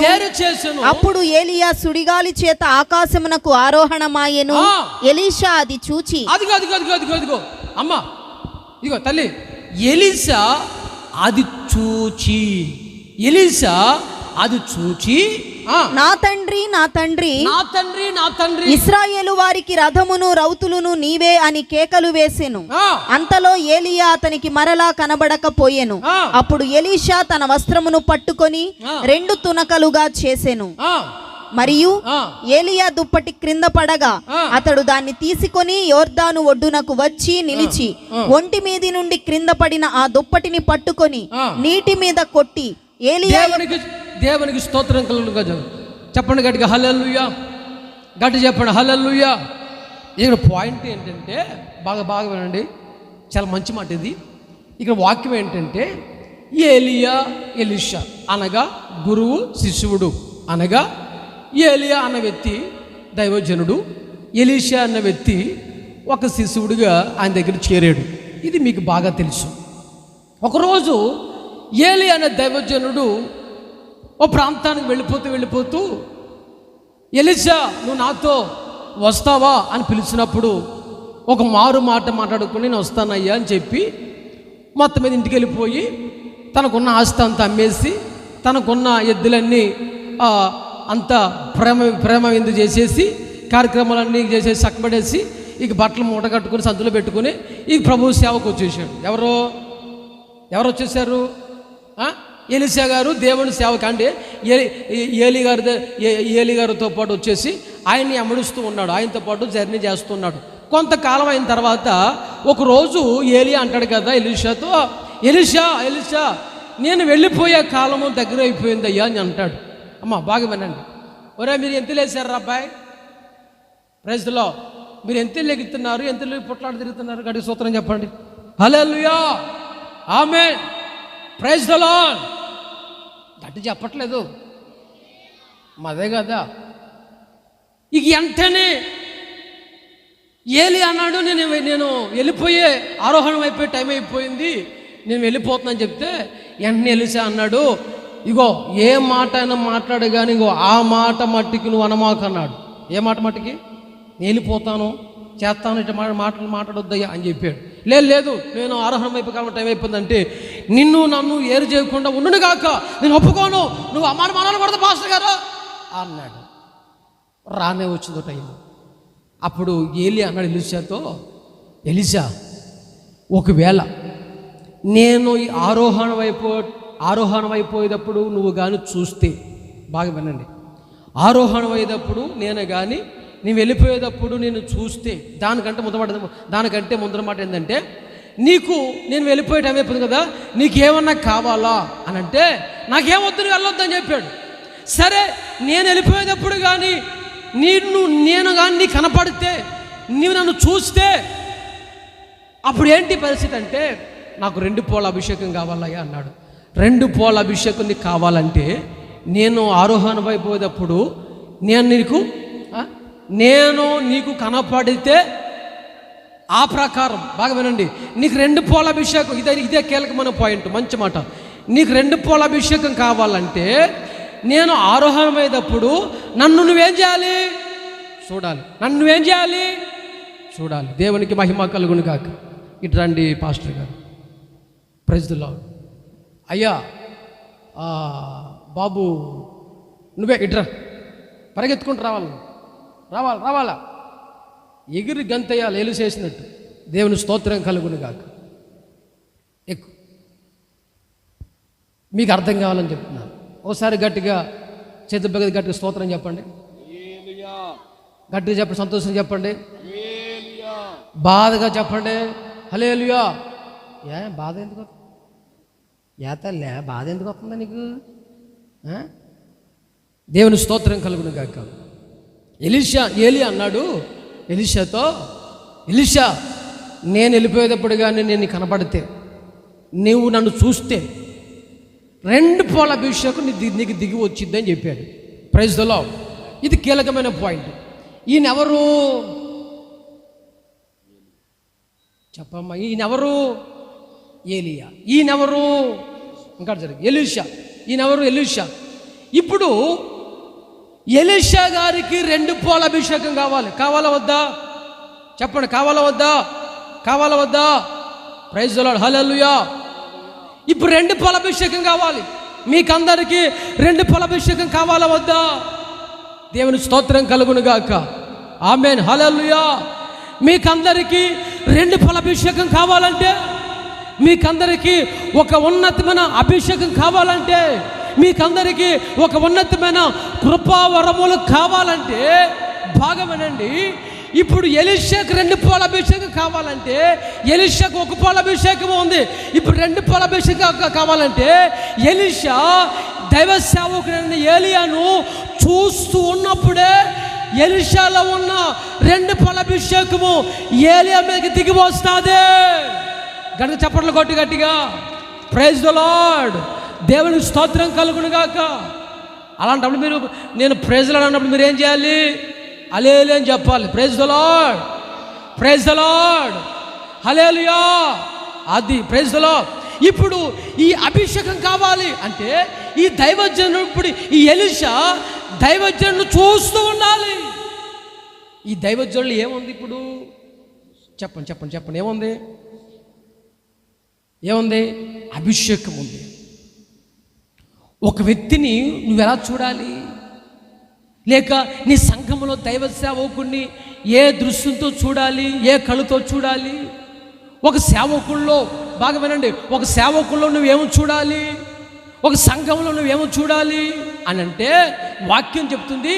ఎలీషా అయితే ఏలియా గారిని చూస్తూ ఉన్నాడు. ఎవరిని చూస్తున్నాడు? అర్జుడయ్యా, ఎవరిని చూస్తున్నాడు? ఎలీషా ఏలియా గారిని చూస్తున్నాడు. ఇప్పుడు పాస్టర్ గారు ఎలా వెళ్తున్నాడా, ఏం చేస్తున్నాడా, ఎక్కడ ప్రార్థన చేస్తున్నాడా, ఎలా ఉంటున్నాడా అని ప్రతిదీ కూడా దైవ సేవకుని చూస్తున్నాడు. సేవకుల్లో ఉన్న అభిషేకం చూస్తున్నాడు. ఇప్పుడు సేవకుని చూస్తూ ఉన్నాడు కాబట్టి ఇప్పుడు 2 పోల అభిషేకము ఎలీషా మీదకి దిగి వచ్చింది. Praise the Lord. ఈయనెవరు? సురేష్ పాస్టర్ గారు. కంచేపు అనుకుందాం వాళ్ళని. ఈయనెవరు? కోసికీలో సేవ చేస్తున్నా సురేష్ పాస్టర్ గారు. ఈయనెవరు? చెప్పండి. ఈయనెవరు? మీరు కానీ చెప్పి మీరు అనుకోండి, కోసుకిలో ఉన్న విశ్వాసులు అనుకోండి. విశ్వాసులైన వారు ఎవరిని చూడాలి? దైవ సేవకుల్లో ఉన్న అభిషేకాన్ని చూడాలి. ఎలీషా అభిషేకాన్ని చూశాడు. ఎలీషా అభిషేకం కావాలి ప్రభా అన్నాడు. ఒకవేళ ఎలీషా కానీ ఏలియా గారిని కానీ, ఒరే ఎలీషా, ఒరే నేను వెళ్ళిపోతున్నాను కానీ అబ్బాయి నీకేం కావాలి చెప్పరా అంటే మనమైతే ఏమంటుంది తెలుసా, పాస్టర్ గారు నీ తర్వాత నీ సంఘం నాకు ఇచ్చి అంటాడు. నీ తర్వాత చెప్పండి, నువ్వు పోయే ముసలోడు ఎలా పోతున్నావు, నువ్వు ఉండి చేసేది చేసేది పోయావు, కానీ నువ్వు పోయేటప్పుడు నీ సమస్తగా నేను నాయకుడిని, ఆ సంఘం ఇచ్చే నాకు, నీకు నా ఆస్తులు నాకు ఇచ్చి అంటాం మనమైతే అలాగ అంటాం. కానీ ఎలీషా అన్నాడంట, అయ్యా నాకేమొద్దు కానీ నీకు నీళ్ళు ఉందే, ఏంటది చెప్పండి నీళ్ళు ఉందే, అభిషేకం చూడు, నీలో ఆ అభిషేకం నాకు కావాలయ్యా, ఆ కృప నాకు కావాలయ్యా, ఇగో నువ్వు ప్రార్థన జీవితం కలిగి ఉన్నావే, ఇగో ఆ ప్రార్థన జీవితం నాకు కావాలయ్యా, ఇగో నువ్వు విశ్వాసం కలిగి ఉన్నావే, అట్లాంటి విశ్వాసం నాకు కావాలి పాస్టర్ గారు అన్న మాట మీరందరూ అనగలుగుతారా? ఆ మాట నువ్వు ఆ తలంపులు నీకు తలంపులు ఒకేలా ఇది ముందు నీకు లేకపోవచ్చేమో. ఒక రోజున ఆ ఎలీషా ఆ 2 పొల అభిషేకం రావడానికి కారణం ఏంటంటే, ఎలీషా అన్న వ్యక్తి దైవజనుడు చూస్తూనే ఉన్నాడు. ఆయనలో భారం ఏంటి, అని తపనేంటి, దైవ సేవకుడు తపనేంటి, సంఘములో కానీ ఇట్లాంటి విశ్వాసం ఉంటే సంఘము దినదినము అంచులంచులుగా దేవుడు సంఘాన్ని విస్తరింపజేస్తాడు. ఆమేన్, హల్లెలూయా. సంఘములో కానీ ఇట్లాంటి విశ్వాసులు ఉంటే, ఎట్లాంటి విశ్వాసులు, మా పాస్టర్ గారు అభిషేకం ఏంటి, మా పాస్టర్ గారు ప్రార్థన జీవితం ఏంటి, మా పాస్టర్ గారిలో ఆయన మనసులో గుండెల్లో ఏ మనసు కలిగి ఉన్నాడు, అనుకున్న తపనేంటి అని అర్థం చేసుకునే విశ్వాసులు ఉన్నారా? సేవకుడు గుండెల్లో చెవు పెట్టి ఆయన గుండె ఏం కొట్టుకుంటుందో నువ్వు ఆలకించినట్లుగా ఉండాలి.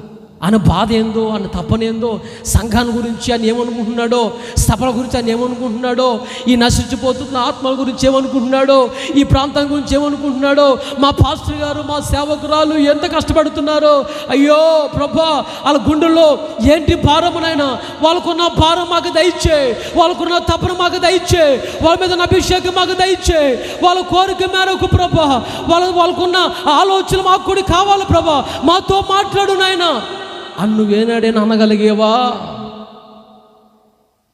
సేవకుల్లో ఉన్న తపన నీకు అర్థమైందా? పాస్టర్ గారిలో ఉన్న ఏమండి ఆ అభిషేకం చూసావా? ఆయన తగ్గించుకుని ఎంత పరిచర్య చేస్తున్నాడో ఆ పరిచర్య చూసావా? అసలు వాళ్ళ కన్నీళ్ళు ఏమిటి, వాళ్ళ బాధలేంటి? ఊర్లకు వచ్చి సేవ చేస్తున్నారే, సుదూర ప్రాంతాల నుంచి వచ్చి సేవ చేస్తున్నారే, చుట్టుపక్కల అన్నవారు లేరే, అయినా ఈ ప్రాంతంలో సేవ చేస్తున్నారే. మనం వాళ్ళతో పాటు పాలు పొందులు పొందుకుందాం, వాళ్ళ భారం ఏందో అభిషేకం ఏందో మనం కూడా పొందుకుందామని ఆ మనస్సు నీకు రాలేదా? ఆ మనస్సు ఎలీషా చూశాడు. దేవుని స్తోత్రం కలుగును గాక. ఆమేన్. ఎలీషా నీకు 2 పొల అభిషేకం ఎట్లా వచ్చిందా అంటే, నేను మా సేవకుడిని చూశాను అయ్యా. ఎవరిని చూశాను చెప్పండి, ఎవరిని చూశాను? మా సేవకుడిని చూశాను అయ్యా. ఎలీషా నీకు 2 పొల అభిషేకం ఎట్లా వచ్చిందయ్యా? మా పాస్టర్ గారు అభిషేకం చూశాడు అయ్యా. అంతేగాని పాస్టర్ గారు ఏ బట్టలు వేసుకున్నాడా, పాస్టర్ గారు ఎక్కడికి వెళ్తున్నాడా, పాస్టర్ గారు ఏం తింటున్నారా, ఎడ తిరుగుతున్నారా, ఏం కొన్నారా, డబ్బులు ఏడ నుంచి వస్తున్నాయి, ఇవన్నీ కొనేస్తున్నారో, ఎక్కడ తీసుకొచ్చేస్తున్నారో ఏందంటే ఇట్లాంటివి కాదు. అవన్నీ మనకు అక్కర్లేదు. మా దైవజనుల అభిషేకం ఏంటి, ఇది నాకు కావాలి ప్రభాని, అది నువ్వు అభిషేకం చూడాలి, ఆ మనసుని చూడాలి. అందుకనే దైవజనుడు క్షేమాన్ని కోరుకున్న వాళ్ళు కుటుంబాలు బైబిల్ గ్రంథంలో బాగుపడ్డాయండి. మోషేదని దైవజనుడు చేతులు ఎత్తుతుంటే, చేతులు పైకెత్తి ప్రార్థన చేస్తుంటే, ఏమండి ప్రార్థన చేస్తుంటే, చేతులపైకి ప్రార్థన చేస్తుంటే ఇశ్రాయేలుకి అందరికీ జయం వచ్చేస్తుంది. పై చేతులన్నీ కిందకి దించేస్తుంటే మళ్ళా వాళ్ళందరూ ఓడిపోతున్నారు అని ఏమండి ఒక ఆయన యెహోషువ ఊరన్ని ఇద్దరు వచ్చి దైవజనుడికి సపోర్టుగా ఉన్నారు. అహరోను ఊరన్న ఇద్దరు వచ్చి దైవజనుడికి సపోర్టుగా ఉన్నారు. దేవుని స్తోత్రం కలుగునగాక. ఆమేన్. ఇంకొకరు రాండి ఇటు. అయ్యా నువ్వురా, ఆ చిన్న పాపతో రోడ్ల నుంచున్నా. బాబు నువ్వే, నీ పేరేం పేరు? ఎఫాత కాదు, కిష్టప్ప ఏదో కప్పలేరా, గడికి స్తోత్రం చెప్పండి, తీసుకురా. హల్లెలూయా, ఆమేన్, ప్రైజ్ ది లార్డ్. దేవుని స్తోత్రం కలుగును గాక. పరిగెత్తుకుంటూ రావాలా, గట్టిగా స్తోత్రం చెప్పి యేసు రక్తమే చేయం. ఆమేన్. ఇప్పుడు బాగా ఆయన రాను, ఆ పక్కెళ్ళు వచ్చే నాయన. అది ఈయనెవరు? దైవజనుడు. ఎవరైనా మోషే. ఈయనెవరైనా మోషే గారు. ఈయనెవరు? అహరోన్. ఈయనెవరు? ఊరు. బాగా వినండి, నీ పేరు చెప్పు. ఊరు. ఇంక రేపు నుంచి ఊరని అనమాక, ఇక్కడ వరకే నువ్వు ఊరు. చేసి దిగిన నీ పాత పేరే. Praise the Lord. నీ పేరేంటి ఇప్పుడు? ఊరు. నీ పేరేంటి? అహరోను. మళ్ళీ రేపు పొద్దున సురేష్ దగ్గరికి వెళ్ళి నా పేరు అహరోన్ అనమాక అని మళ్ళీ ఏంది అబ్బాయి రాత్రి నీకు ఏముంది అంటాడు మళ్ళీ. అందుకని ఈ కని చెప్పి అనుకో. Praise the Lord. అహరోను ఊరని ఇద్దరు.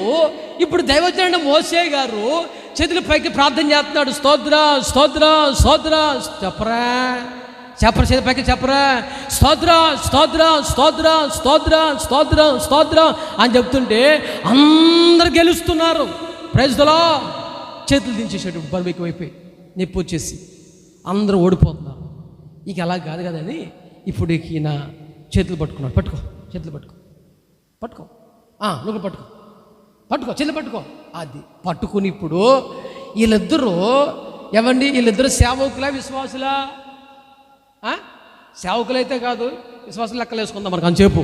వీళ్ళిద్దరూ ఎవరికి సపోర్ట్ ఉన్నారు చెప్పండి? ఎవరికి సపోర్ట్ ఉన్నారు? దైవజనులకు సపోర్ట్ ఉన్నాడు.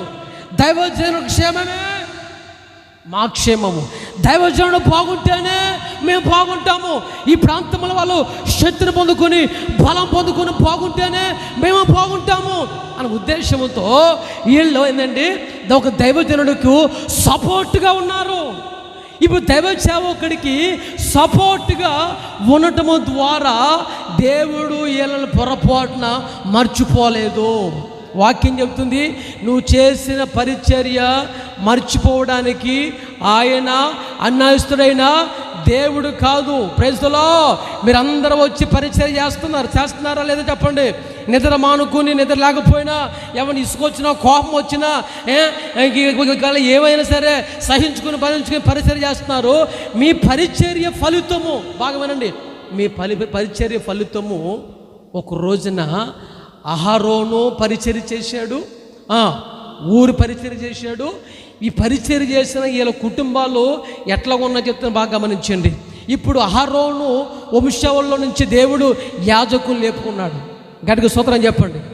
హల్లెలూయా, ప్రైజ్ ది లార్డ్. అహరోను పరిచర్య చేశాడు కాబట్టి తగ్గించుకుని సహించుకుని నిద్ర ఉన్నా లేకపోయినా పరిచర్య చేశాడు కాబట్టి ఇప్పుడు దేవుడు ఆ పరిచర్య చూశాడు కాబట్టి అహరోను వంశావళిని దేవుడు గొప్ప సేవకులుగా యాజకులుగా దేవుడు ఎన్నుకుని వాళ్ళ పిల్లల్ని తరతరములకు వాళ్ళే యాజకత్వం జరిగించాలని దేవుడు ఒక ఫిక్స్డ్ డిపాజిట్ చేసేసాడు. దేన్ని బట్టి చేశాడు చెప్పండి? దేని బట్టి చేశాడు? పరిచర్యను బట్టి. ఇప్పుడు ఈయన పరిచర్య చేసినందుకు ఇప్పుడు ఈయన తర్వాత సంతానం ఉందే వాళ్ళందరినీ దేవుడు గొప్ప యాజకులుగా దేవుడు ఉంచుకున్నాడు. నువ్వు కానీ సేవకులు సపోర్ట్గా ఉంటే, నువ్వు కానీ పరిచర్యలో నమ్మకస్తులుగా ఉంటే, నువ్వు కానీ సేవకులకి మోషేకి సేవకులు సపోర్ట్గా నిలబడితే ఒక రోజున నిన్ను నీ సంతానాన్ని దేవుడు ఆయన ఖచ్చితంగా విస్తరింపచేయునుగాక, ఆశీర్వదించునుగాక. వాళ్ళ పైన అభిషేకం మీ మీదకి దిగివచ్చునుగాక, 2 ఫలాభిషేకం దిగివచ్చునుగాక. ఆమేన్. ఇది ఇది అహరోను జీవితంలో వాళ్ళ కుటుంబాన్ని పరిచర్య చేసినందుకు, సేవకుడికి సపోర్ట్గా ఉన్నందుకు ఆ విధంగా ఈ కుటుంబాన్ని దేవుడు దీవించాడు. రెండవదిగా ఈ ఫ్యామిలీ ఏ ఫ్యామిలీ? ఊరు ఫ్యామిలీ. ఈ ఊరు ఫ్యామిలీ ఊరు మనవడైన బెసలేలా ఊరు కుమారుడును, అదిగో ఊరు మనవడు. అమ్మ బాగా మంది తెల్లరు అందరూ నాకు చూడండి, తల పైకెత్తండి కదా, అందరూ తల పైకెత్తండి, గట్టిగా సూత్రం చెప్పండి, మంచిది చెప్పండి, సంతోషం చెప్పండి. రెండవదిగా ఊరు మనవడైన బెసలేలును ఒక మందిరము కడతానికి దేవుడు ఏర్పాటు చేసుకున్నాడు. బాగా వినండి. ఇప్పుడు ఈ వ్యక్తి ఊరు మనవడైన బెస్తలేలుని దేవుడు పిలుచుకుని అతన్ని దీవించి, నీవు ప్రత్యక్ష గుడారాన్ని కడతానికి, ప్రార్థన మందిరం కడతానికి, అక్కడ అన్ని మంచి ఒక డిజైన్గా చేయడానికి, దేవుడి మందిరాన్ని కడతానికి అతన్ని మనవడిని దేవుడు ఎన్నుకున్నాడు. Praise the Lord. అర్థం ఏంటంటే, ఇతను ఒకప్పుడు దేవసేవకుడు సపోర్ట్గా ఉన్నాడు కాబట్టి, పరిచర్యలో సపోర్ట్గా ఉన్నాడు కాబట్టి, ఆ పరిచర్య మర్చిపోకుండా ఇతని సంతతికి చెందిన అతని మనవణ్ణి ప్రార్థన మందిరం కడతానికి దేవుడు ఎన్నుకున్నాడు. ఇప్పుడు మీరు చెప్పండి, ఈయన పరిచర్య దేవుడు మర్చిపోయాడా? పరిచర్యను బట్టి దీవించాడా? చెప్పండి. పరిచర్యను బట్టి ఒక రోజున దేవుడు వాళ్ళ పిల్లల్ని, సంతానాల్ని, కుటుంబాలని దేవుడు ఖచ్చితంగా జ్ఞాపకం చేసుకున్నాడు. అందుచేత మిమ్మల్ని కూడా నీవైనా నేనైనా మన ఎవరమైనా సరే ఒక దైవజనులకు మనం సపోర్ట్గా నిలబడినప్పుడు, ఒక కుటుంబంలో ఉన్నప్పుడు, సంఘానికి మూలస్తంభాలుగా ఉన్నప్పుడు, చిన్న మాటలు కోపం వచ్చేసి అలిగేసి మందిరం మానేసేసి నన్నే అన్నారు, నా కోసమే వాక్యం చెప్పారు. మీకోసం చెప్పకపోతే లైట్లు చెప్పాలి వాక్యం? చెప్పరా? మీకు వాక్యం చెప్పకపోతే లైట్లకి చెప్పాలా, మైకులకి చెప్పాలా వాక్యం? పాస్టర్ గారు మా కోసం ఏందో అక్క ఎత్తి మమ్మల్ని బకెట్లు వేసి జాడిచేసి గెంజి పెట్టేసి అలా పెట్టేసి అడ్డే చెప్తుందయ్యా, ఏం పోతాంలే అనుకుంటున్నారా? దేవుని స్తోత్రం కలుగును గాక. అక్క మిమ్మల్ని గెంజి పెట్టి ఆరేసినా, అలా పెట్టినా, ఏం పెట్టినా అది మీ క్షేమం. ఏమాలా ఏదే సాధ్యం, అది మీ క్షేమం కోరే. Praise the Lord. హల్లెలూయా. కోపం వచ్చేసి అలిగేసి ఇక ఏం చేస్తాంలే, ఇక ఏం పోతాంలే, మీకు ప్రార్థన లేదు, గీతం లేదు, మనం ఇజవాడ పోదాం పనికి, మూటలు కట్టి ఆ బాధలు పడదాంలే. ఏ బాధలన్నీ ఏడు ఉంటే అక్క తేపకు ఫోన్ చేసిద్ది, ఆ టాబ్లెట్ వేసుకున్నావా, వేసుకోపా అంటది. ఇక అందుకని ఎన్ని తలక నొప్పులు దిగ్గానే విజయవాడ గుంటూరు పనికి పోదాంలే, ఒక నెల హ్యాపీగా ఉండొచ్చు అనుకుంటున్నారా? అనుకోమాకండి. ఎందుకంటే మీ క్షేమం కోరి, మీ కన్నవారు కొన్నవారు స్నేహితులు ఎవరైనా నీ క్షేమం కోరి టాబ్లెట్లు వేసుకున్నావా అని ఫోన్ చేయకపోయినా, ఒక దైవజనురాలు, ఒక దైవజనుడు, అమ్మ ఎలా ఉన్నావు, తగ్గిందా, ఆ టాబ్లెట్ అది వేసుకో, ప్రార్థన చేస్తా, కళ్ళు మూసుకో అంటున్నారంటే వాళ్ళు పెత్తనం కోసం కాదండి, నీ క్షేమం కోరి. గట్టికి స్తోత్రం చెప్పగలిగింది, గట్టికి చప్పట్లు కొట్టకూడదా? బాగుంటుంది. అది ప్రైజ్ ది లార్డ్. నీ క్షేమం కోరు కదా, నీకోసమే కదా. Praise the lord. మీ ఇంట్లో మీ ఆయన భర్తని ఏమండి పిలవరు. యో ఇది చూడు నిన్నే గడి చూడు, భర్త ఎలా పిలవాలి? ముద్దుగా, ప్రేమగా, వెంకటస్వామి ఇవ నిన్నే అన్నారు. సుబ్బారావా అని పిలిచామనుకో బాగుండదు, ఎంకనా అని పిలిచామనుకో బాగుండదు. భార్య ఎవరిని ప్రేమగా పిలవాలి. అంతే. కొంతమంది ఇగో నాకు తలనొప్పి పోతుంది, కడుపులో నొప్పి పోతుంది, ఇది కొంచెం ఏదైనా సోడా తీసుకురంటే సావు అంటాడు. ఎవరు? భర్త ఏమంటాడు? ఇప్పుడు నేను వానా, నాకు ఆరోగ్యం బాగలేదు, నీకు బాబు, నాకు బాగలేదు అంటాడు. అదే దైవజనుడు ఫోన్ చేసావనుకో, అన్న కడుపులో నొప్పి పోతుంది అంటే కలుపు ప్రార్థన చేస్తుంది, ఏసురత్మే కడుపులోనే ఏసురత్మే ప్రార్థన చేస్తాడు. అది తేడా. దైవ సేవకులకు ప్రేమకు, భర్త ప్రేమకు అది తేడా. ఆ తేడా మీరు గమనించాలా, ఆ ప్రేమను మీరు గమనించాలా, ఆ సేవకుల్లో ఆ త్యాగాన్ని మీరు గమనించాలా. అందుకే వీళ్ళ పరిచర్య చేశారు కాబట్టి వీళ్ళ కుటుంబాలు దేవుడు ఏనాడు కూడా మర్చిపోలేదు. వీళ్ళ తర్వాత అయినా సరే వాళ్ళ పిల్లల్ని, మనవల్ని, అందరినీ దేవుడు జ్ఞాపకం చేసుకున్నాడు. Praise the Lord. హల్లెలూయా. దించండి. Praise the Lord. ఇప్పుడు నా పాయింట్ ఏంటంటే, ఎలీషా ఏలియా గారు ఏం చూశాడు చెప్పండి? ఏం చూశాడు చెప్పండి? ఏం చూశాడు? మీరైతే ఏం చూడాలి? అవి చెప్పట్లేదు వాళ్ళు. మీరైతే ఏం చూడాలి? అభిషేకాన్ని చూడాలి. ఒక దైవ సేవకుల్లో అభిషేకాన్ని చూడాలి. ఒక సంఘములో ఉన్నత ఉపదేశం చూడాలి. ఒక సంఘములో వాక్యాన్ని చూడాలి. ఇక మీరు వెళ్ళిపోండి, మీ డ్యూటీ అయిపోయింది, మీరు ఉండండి పాస్టర్ గారు, మీరు వెళ్ళిపోయింది. గట్టిగా స్తోత్రం చెప్పండి. హల్లెలూయా, ప్రైజ్ ది లార్డ్, ఆమేన్. ఇప్పుడు ఇంకో వాక్యం చెప్తాడండి. ఎలీషా ఏలీ గారు చూస్తూ ఉన్నాడు కాబట్టి 2 పాల అభిషేకం పొందాడు. ఇప్పుడు ఎలీషాకు కూడా ఒక శిష్యుడు ఉన్నాడు. ఎలీషా శిష్యుడు ఒక రోజున ఒక ఆయన వచ్చేసి, నువ్వు పాస్టర్ గారు అంటగా, నువ్వు ప్రార్థన చేస్తే రోగాలు పోతాయి అంటగా, ఇగో నాకు మీ అయ్యగారిని పిలు, నా ప్రార్థన చేయమని చెప్పు, నాకున్న రోగం పోవాలా, బడికి రమ్మని చెప్పు అని ఆకున్న అసిస్టెంట్ గెహాజీతో చెప్పాడు. గెహాజీ వెళ్ళి, అయ్యగారు, పాస్టర్ గారు, ఇగో అమ్మ నా చూడండి, అమ్మ బైబిల్ ఇచ్చి బాధేవదాన్ని, బైబిల్ ఇచ్చి కొట్టేవదాన్ని, నువ్వు ఎంత మంచిదానువో గడికి స్తోత్రం చెప్పు, చేత్తో కొట్టవచ్చుగా. Praise the Lord. ఓ పాస్టర్ గారి దగ్గరికి పోయిందంట దెయ్యం పెట్టినామె. పోతే ఇక ఆ పాస్టర్ గారు చెయ్యి పెట్టకుండా ఇక బైబిల్ పెట్టి, యాడ్ నుంచి వచ్చా చెప్పు అని ఇక దయ్యము ఆ దేమందంటే, నీకు తెలియదు ఏడ నుంచి వచ్చాను అందంట. ఇక ఆ పాస్టర్ గారికి అర్థం కాకుండా ఎక్కడ ఆయన ఇగో పోతావా పోవా అని బైబిల్ తీసుకుని పెట్ట కొట్టినాడు. ఆ దెయ్యం దెబ్బలు తినలేక తలంత తిమిరెక్కేసి, నేను పోతాను, అయ్యో నేను ఈ దెబ్బలకు పోతున్నా, నీలో కృపకు పోవట్లే అని చెప్పిపోయిందంట. పెట్టి కొట్టి ముఖం అంతా ఎర్రగా అయిపోయిందంట. ఏందమ్మా ముఖం అట్లా అయిపోయిందంటే, పాసుగా దెయ్యం పోగొట్టాడు అని చెప్పిందండి. మరి ముఖం ఎందుకు ఎర్రగా అయిపోయింది? అందుకని అక్క పురుగు వస్తే బైబిల్ తీసుకుని పురుగుని అని కొడుతుంది. చేత్తు అనొచ్చు కదా. ప్రైజ్ ది లార్డ్, హల్లెలూయా. ఒక ఆమె బైబిల్ అంతా జిడ్డుగా ఉంది. ఆదివారం ఏంది అక్కలా ఉందంటే, మధ్యరాత్రిలో అది వచ్చి తొక్కుతుంది అన్న, ఏదొచ్చి తొక్కుతుందంట, గుడ్ల మీద కూర్చుందంట. నేను లాగోనని ఇక అరిచి, అయ్యా అమ్మ అయ్యా ఏమండి అని రాసిన. ఆయన ఏమొస్తాడు అలా భర్త, ఆడమ్మ గురకబెట్టు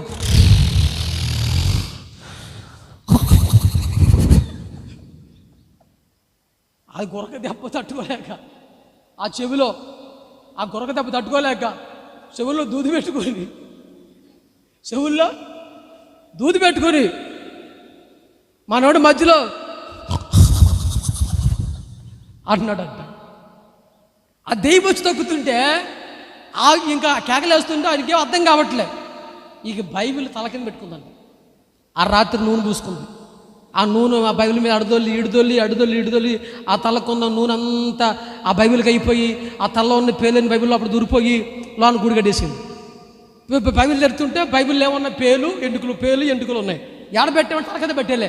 దిండులు లేవులే, దిండులు ఉన్నాయి కానీ దేనికోసం పెట్టాలి, దేనికోసం పెడుతుందంట, దేనికోసం. ఎలీషా మీ పాస్టర్ పిల్లలు, నేను పిలవను, పాస్టర్ పిలిస్తే పాస్టర్ గారు చెప్పారు, వెళ్ళి ఆయన కాలం ఉంది కానీ దాని మూలమని చెప్పాయి అని చెప్పాడు.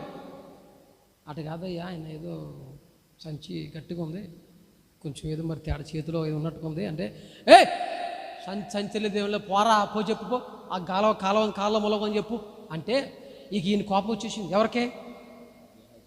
గెహాజీ అని వ్యక్తికి కోపం వచ్చేసింది. కోపం అంతటి రోజు నేను వస్తే ప్రార్థన తెప్పించుకొని వస్తే బడికి రాకుండా పాస్టర్ గారు లోన్ కూర్చుంటాడా, ఈ మాత్రం మా ఊళ్ళో చెరువులు లేవా, కలవలు లేవా, అక్కడ స్నానం చేస్తే మా చేత కాదు ఏంది అని చెప్పాలా మాకు అన్నాడు.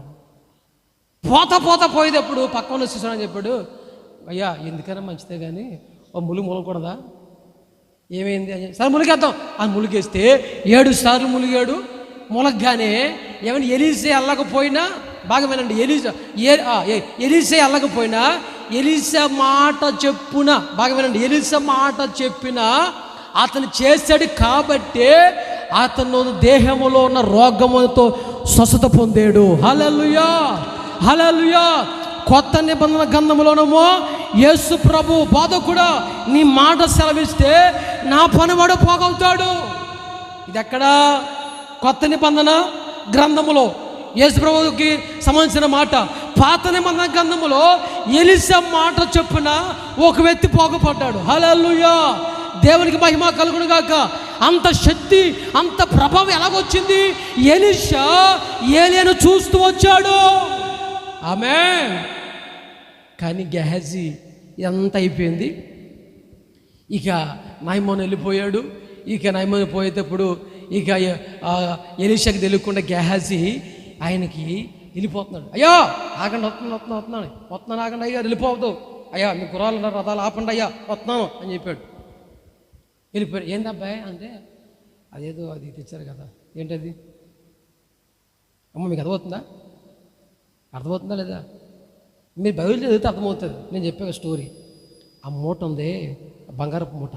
అబ్బాయి ఆ సంచిలో బంగారం, డబ్బు, బట్టలు ఉన్నాయి కదా, అది నాకు ఇచ్చాను అని చెప్పాను. అది తీసుకుని వచ్చేసాను. ఇంకొచ్చేసి మూట పెట్టేసి లోపల జాగ్రత్తగా మూట పెట్టేసి అని తిరుగుతున్నాడు. ఈ సంగతి అంతా గమనిస్తున్నాడు. ఎవరు చెప్పండి ఈ సంగతి అంతా గమనిస్తున్నాడు. ఏంద్రా అబ్బాయి ఆడికిపోయా? అబ్బాయి నేను ఆడకపోతానండి బాబు, మిమ్మల్ని విడిచిపెట్టి నేను ఆడిపోతాను, ఇక్కడ బయట తిరుగుతున్నాను, మొక్కలు వెళ్ళిపోతున్నాను అని చెప్తున్నాడు. నా మనస్సు నీతో రాలేదా? నువ్వేం చేస్తున్నా నాకు తెలియదా అంటే వెంటనే గడగడలు ఆడిపోతున్నాడు. ఇంకా భయపడిపోతున్నాడు. అయ్యి బాబోయ్, నీకు ఎడ తెలుసు, నీకు ఎడ తెలిసే గారు, ఎడ చూసారయ్యా అంటే నాకు తెలుసా, నేను ఆత్మలో గ్రహించాను. ప్రజలో నాకు తెలుసు నువ్వు ఎక్కడికి వెళ్తుంది, నువ్వేం తీసుకున్నావు, నువ్వు ఎవరితో మాట్లాడుతున్నావు, నాకు అన్నీ తెలుసు. అయ్యా ఎలా సాధ్యం అంటే ఇగో నా ఆత్మీయ తండ్రి అయినా పాస్టర్ గారు ఉన్నారే, అతను చూస్తే నేను పెరిగాను రా, అతను అభిషేకం నేను పొందాను రా, నాకు తెలుసు ఎవరేం చేసేదని. ఆ ఉద్దేశంతో అని మాట్లాడాడు. ఇప్పుడు నా పాయింట్ ఏంటంటే, ఆ తర్వాత గెహాజీకి వచ్చిన రోగం తెలుసా మీకు? అమ్మ చెప్పండి గెహాజీకి ఏమొచ్చింది చెప్పండి అమ్మ. గెహాజీకి ఏమొచ్చింది? భయంకరమైన కుష్ఠవ్యాధి వచ్చింది. ఎందుకు వచ్చింది? ఇది కీలకమైన పాయింట్ గమనించండి. ఇప్పుడు ఎలీషాని ఏలియా చూసినందుకు, ఏలియాని ఎలీషా చూసినందుకు 2 పాలాభిషేకం కావాలి. అవునా కాదు చెప్పండి? వచ్చింది, 2 పాలాభిషేకం వచ్చింది ఎలీషాకి. ఇప్పుడు గెహాజీ ఎవరిని చూడాలి? చెప్పండి గెహాజీ ఎవరిని చూడాలి? ఇప్పుడు ఎలీషాను చూస్తే 4 పాలాభిషేకం కావాలి. ఇప్పుడు ఏలియా 2 పాలాభిషేకం, ఎలీషాలో 2 పాలాభిషేకము ఇతను పొందుకుంటే ఇతనికి 4 పాలాభిషేకం పొందగలగాలి. ఎవరో గెహాజీ 4 పాలాభిషేకం పొందగలగాలి, 4 కృపవరములు పొందగలగాలి. అలా పొందుకోకపోగా ఉన్న కృపను పోగొట్టుకుని రోగాన్ని తెచ్చుకున్నాడు. అంటే అర్థమైందంటే ఇప్పుడు గెహాజీ ఎవరిని చూశాడు? చెప్పండి గెహాజీ ఎవరిని చూశాడు? అమ్మా, నయమాన్ని కాదు, లోకాన్ని చూశాడు. డబ్బు వైపు చూశాడు, ధనాన్ని చూశాడు, లోకంలో వాళ్ళని చూశాడు. కానీ ఎలీషా ఎవరిని చూశాడు? ఏలియాను చూశాడు. ఏలియాను చూశాడు కాబట్టి 2 పాలాభిషేకం వచ్చింది. గెహాజీ ఎలీషాను చూడకుండా లోకాన్ని చూశాడు కాబట్టి రోగాన్ని తెచ్చుకున్నాడు. ఈరోజు నీ వాక్యాన్ని బట్టి మీరు ఎవరిని చూస్తున్నారు? లోకాన్ని చూస్తున్నారా? సేవకుని చూస్తున్నారా? ఉపదేశాన్ని చూస్తున్నారు? దేవుని చూస్తున్నారు? ఎవరిని చూస్తున్నారో ఈ వాక్యాన్ని బట్టి మీరు ఖచ్చితంగా అర్థం చేసుకోవాలి. దేవునికి మహిమ కలుగును గాక. Praise the Lord. మన పితరులందరూ మన కొరకు ఒక మాదిరి అనే మార్గాన్ని వేసి ఉన్నారు. మన పితరులందరూ మన కొరకు ఒక ఉన్నతమైన జీవితాన్ని జీవించి బ్రతికి ఉన్నారు. వాళ్ళ బ్రతుకులు, వాళ్ళ జీవితాలు మనకు మాదిరికరంగా ఉన్నాయి. ఇప్పుడు గెహాజీ వలె ఉంటావా? ఎలీషా వలె అభిషేకం, దైవ సేవకులు ఉన్న అభిషేకాన్ని చూస్తావా అనే నీ మనస్సాక్షి నువ్వే సమాధానం చెప్పుకుని ఏకైనా మనసు మార్చుకుని ఎలీషా వలె నువ్వు సేవకుల్లో ఉన్న సేవకుడి తలపైన ఉన్న ఆ అభిషేకాన్ని నువ్వు చూద్దువుగాక. కూర్చోండి పాస్టర్ గారు, గట్టిగా చప్పట్లు కొట్టండి, గట్టి కొట్టండి. హల్లెలూయా, ప్రైజ్ ది లార్డ్. ఇక ఒక మాట ముగించే టైము 9:16 అయింది. ఒక మాట చెప్పి నేను ముగించేస్తాను. ఫస్ట్ పాయింట్ చెప్పండి. ఫస్ట్ పాయింట్ ఏంటి? చెప్పండి. ఫస్ట్ మనం ఏం చేయాలి? ఎవరిని చూడాలి? చెప్పండి. మనమంతా ఫస్ట్ ఎవరిని చూడాలి? విశ్వాసాన్ని చూడాలి. నీకు ఏదైనా సరే, ఏ అసాధ్యమైన కార్యమైనా నువ్వు విశ్వాసంతో చూడు. ఇది జరగదు అన్న కార్యమైనా నువ్వు విశ్వాసంతో చూడు. ఇక నా వల్ల కాదు, మేమేమీ చేయలేము అన్న కార్యము కూడా విశ్వాసంతో చూడు. దేవుడు అద్భుతం చేస్తాడు. సెకండ్ పాయింట్ వచ్చేసి ఎలీషా వలె నువ్వేం చేయాలి చెప్పండి? ఇగో అభిషేకాన్ని చూడాలి, ఒక దైవ సేవకులు ఉన్న భారాన్ని చూడాలి. అప్పుడే నీకు 2 పాల అభిషేకం దిగి వస్తుంది. దేవునికి మహిమ కలుగును గాక. Praise the Lord. హల్లెలూయా. ఆమేన్. సంఘంలో లోటుపాట్లు మనం ముఖ్యం కాదు, ఎవరు వస్తున్నారో ఎవరు రావట్లేదో అది ముఖ్యం కాదు, కానీ దైవ సేవకుడు తలపైన ఉన్న అభిషేకం ఉందే, ఆ అభిషేకం మీకు కావాలి. దేవుని స్తోత్రం కలుగును గాక. ఇక ఏమండి, గెహాజీ సేవకుడు చూడలేదు, లోకాన్ని చూశాడు, అందుకే పతనం అయిపోయాడు. ఇక ఆ స్టోరీ మాకు అక్కర్లేదు. చివరి మాట చదవండి, చివరి మాట ముగిస్తున్నాను నేను. చూడండి, ఎబ్రీ పత్రిక 12వ అధ్యాయం 2వ వాక్యం. ఎబ్రీ పత్రిక 12వ అధ్యాయం 2వ వాక్యం. ఇంత గొప్ప సాక్షి సమూహము మేఘము వలె మనలను ఆవరించి ఉన్నందున, గొప్ప సాక్షి సమూహము మేఘం వలె మనల్ని ఆవరించి ఉండగా, మనము కూడా ప్రతి భారమును సులువుగా చిక్కులబెట్టు పాపమును విడిచిపెట్టి విశ్వాసమునకు కర్తయు దానిని కొనసాగించువాడునైన యేసు వైపు చూచుచు, మన ఎదుట ఉంచబడిన పందెములో, పరుగు పందెములో ఓపికతో పరిగెత్తాలంటే గట్టిగా స్తోత్రం చెప్పండి. హల్లెలూయా. ఎవరిని మనం చూడాలంటే మూడోదిగా చెప్పండి. మూడోదిగా మనము ఎవరిని చూడాలంట? యేసు వైపుకు చూడండి. ఇంత గొప్ప సాక్ష్యము ఏది మీకు చెప్పానే మూలవాక్యం. అబ్రహాము ఏమండి, ఇవన్నీ విశ్వాసులకు తండ్రి విశ్వాసాన్ని బట్టి రాజ్యం కోసం చూసిన ఇవన్నీ మనం ఇంత గొప్ప సాక్ష్యం. అపోస్తులు వాళ్ళు వీళ్ళు ఏమండి, మన పితరులందరూ ఇంత గొప్ప సాక్ష్యము సమూహం మనకు సాక్ష్యం ఇస్తున్నారు. కాబట్టి మనమైతే ఏమండి, ఇదిగో క్రీస్తు వైపుకు చూడాలి. దేవుని స్తోత్రం కలుగును గాక. క్రీస్తు వైపుకి నువ్వు ఎందుకు చూడాలి? దేవుని వైపుకి ఎందుకు చూడాలి? వాక్యమే దేవుడు, దేవుడే వాక్యం. వాక్యాన్ని నమ్మినవాడు దేవుడు నమ్ముతాడు, దేవుడు నమ్మినవాడు వాక్యం నమ్ముతాడు. ఆ వాక్యమే సేనాధారిగా అని 2020 సంవత్సరాల క్రితము సర్వ మానవుల కోసము ఈ భూలోకానికి దేవుడు దిగి వచ్చి ఉన్నాడు. దేవుని స్తోత్రం కలుగునుగాక. ఆ వాక్యమే సర్వ శరీరాలకు దేవుడే ఉన్నది. ఆ వాక్యమే రోగుల్ని బాగు చేస్తుంది. ఆ వాక్యమే పాపులను కలుగుతుంది. ఆ వాక్యమే అనేకమైన పాపుల కోసము సిలువేయబడింది. ఆ వాక్యమే సమాధిని జయించింది. ఆ వాక్యమే మన కొరకు మళ్ళా రాబోతుంది. దేవునికి మహిమ కలుగునుగాక. గట్టిగా చెప్పండి, గట్టిగా హల్లెలూయా. Praise the Lord. యేసు వైపుకే ఎందుకు చూడాలి అంటే, ఈ లోకములు ఎవరు నమ్మదగిన వారు కాదు. ప్రభుని యేసు క్రీస్తు ఒక్కడే నమ్మదగిన వాడు. ఆయన మతానికి చెందిన దేవుడు కాదు, ఓ కులానికి ఆయన దేవుడు కాదు.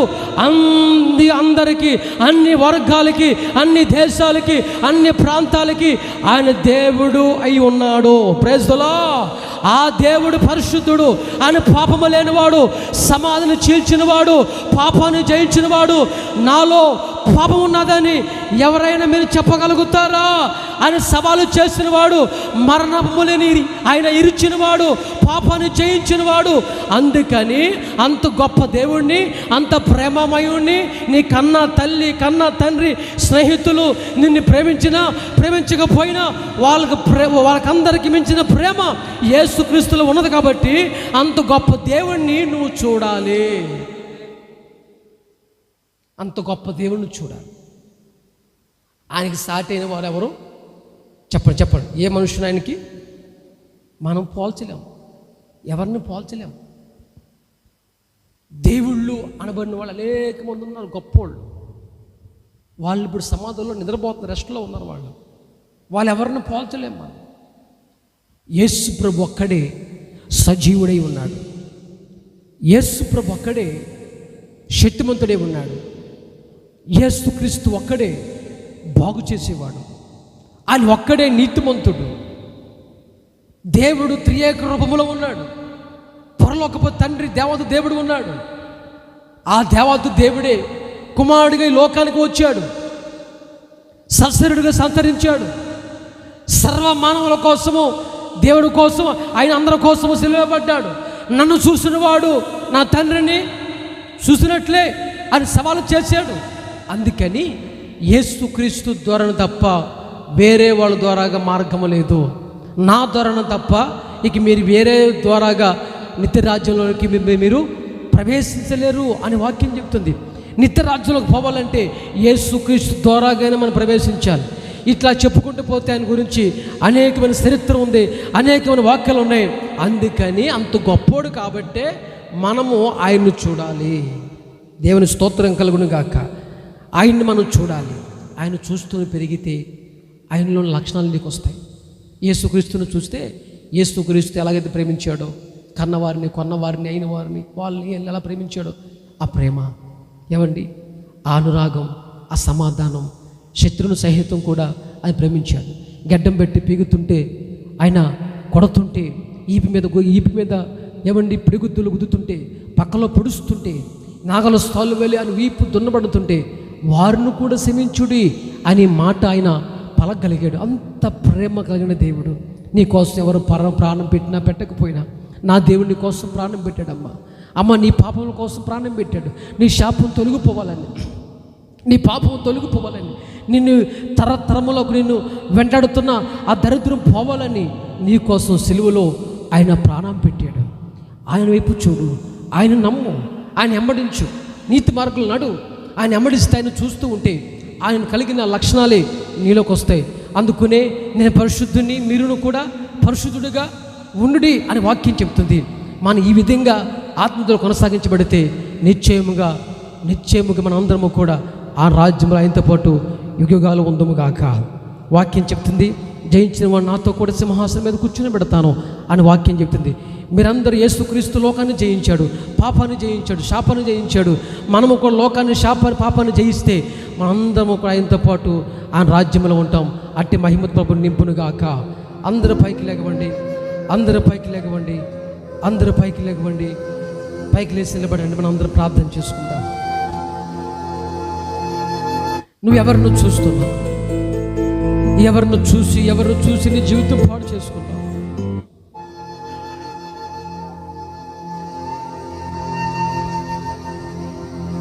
విన్న మాటలను బట్టి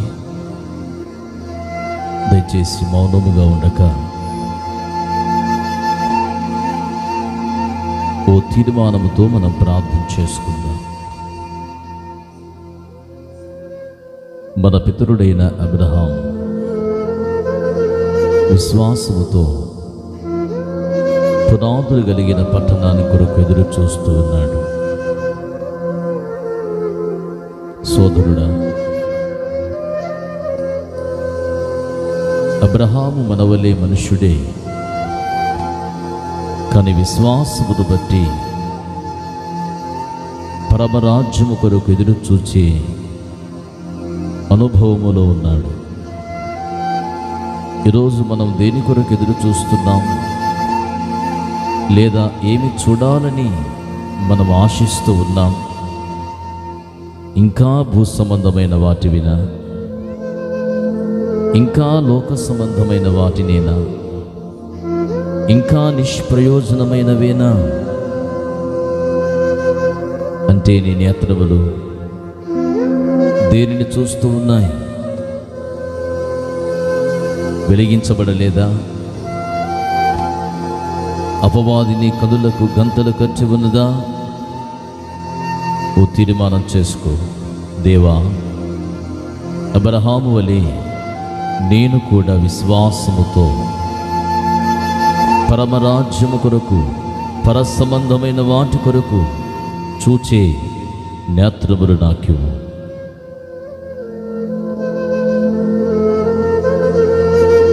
వేగుల వారు పంపబడ్డారు. 10 మంది అవిశ్వాస సంబంధమైన నేత్రాలతో చెడ్డ సమాచారములు తీసుకువచ్చారు యజమానునికి. 10 మందితో పాటు వెళ్ళిన 2 కూడా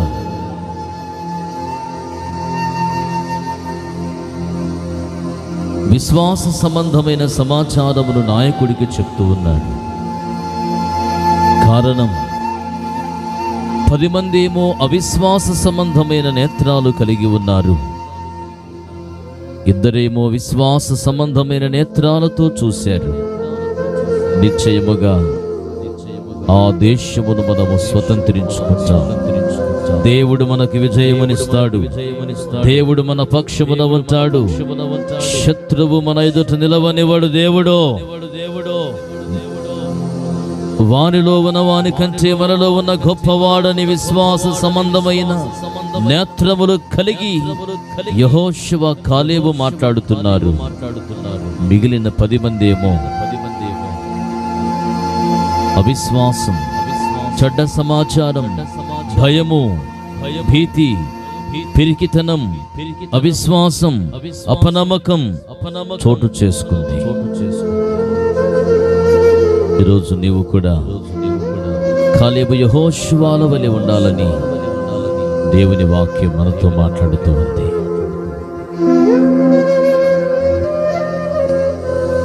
ఏలియాను ఎలీషా అడుగుతున్నాడు, నా తండ్రి, నా తండ్రి, నన్ను విడిచి వెళ్ళిపోతూ ఉన్నావా? నీలో ఉన్న అభిషేకం, ఆత్మ బలం నాకు కావాలి. ఎలీషా కోరుకుంటున్నాడు. ఏలియా అంటున్నాడు, నేను ఆరోహణమై వెళ్ళినప్పుడు నా వైపు నువ్వు చూడు, దైవజనుని చూడు, దేవుని వాక్యము బోధించే సేవకులను చూడు, లోకస్తులను కాదు, సినిమా యాక్టర్లు కాదు నీకు మాదిరి, దేవుని సేవకులు నీకు మాదిరి, పరిశుద్ధులు నీకు మాదిరి, పరిశుద్ధ మాటలు మాట్లాడేవారు నీకు మాదిరి, సెలబ్రిటీస్ కాదు నీకు మాదిరి, దేవుని సేవకులు మాదిరి నీకు. ఏలియా అన్నాడు, నన్ను చూడు, నీవు కోరుకున్న అభిషేకము నాలో నుంచి నీకు ట్రాన్స్ఫర్ అవుతుంది. గట్టిగా చప్పట్లు కొడదాం. ఓ తీర్మానముతో ప్రార్థన చేసుకుందాం. పిలువబడిన సేవకుని చూడు. 3.5 సంవత్సర కాలము కెరీతు వాగు దగ్గర క్షామకాలములో దేవుని మాట విని వాగు నీరు తాగిన ఏలియా చూడు. సుఖభోగాలు ఆశించని సేవకుని చూడు. సుఖభోగాలు ఆశించలేదు ఏలియా. నన్ను చూడు. ఏలియా సెలబ్రిటీ కాదు, దేవుని సేవలో శ్రమ పడినవాడు. ఎలీషా అభిషేకం కావాలా? శ్రమ పడే సేవకుని చూడు. రోషము కలిగిన సేవకుని చూడు. దేవుని కొరకు ఎక్కడైనా ఏ ప్రాంతంలోనైనా నిలిచే సేవకుని చూడు అని ఎలీషాకు ఏలియా బోధిస్తున్నాడు.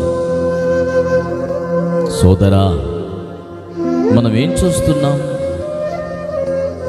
సుఖభోగాలనా, స్వేచ్ఛ, ఆర్భాటమా, ఈ లోక అలంకరణ, ఈ లోక మర్యాద చొప్పున? ఇవన్నీ నిష్ప్రయోజనం. ఇవన్నీ నిష్ప్రయోజనం. ఓ తీర్మానం చేసుకో. ప్రభు మనతో మాట్లాడిన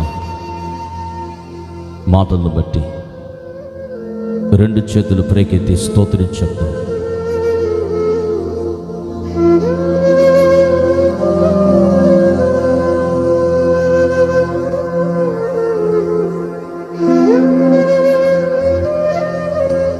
ఉదయకాలమున ఈ రాత్రి వేళ జరిగిన కూడికలను బట్టి స్తోత్రించద్దాం.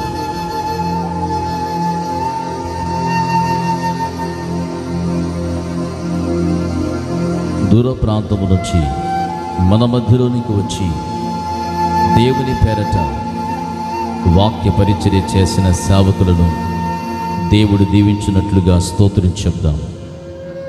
అందరూ స్వరం విప్పండి. జీసస్. ఉదయకాలమున ఈ రాత్రి పాల్గొన్న ప్రతి కుటుంబాన్ని దేవుడు దీవించినట్లుగా స్తోత్రించద్దాం. చక్కని వాతావరణం, విద్యుత్ సదుపాయం, జనరేటర్, సౌండ్ సిస్టమ్ ప్రభు ఇచ్చినందుకు స్తోత్రించద్దాం. రేపు ఉదయాస్తమయమున జరిగే, ఎల్లుండి పగటి వేళ జరిగే కూడికలను బట్టి స్తోత్రించద్దాం.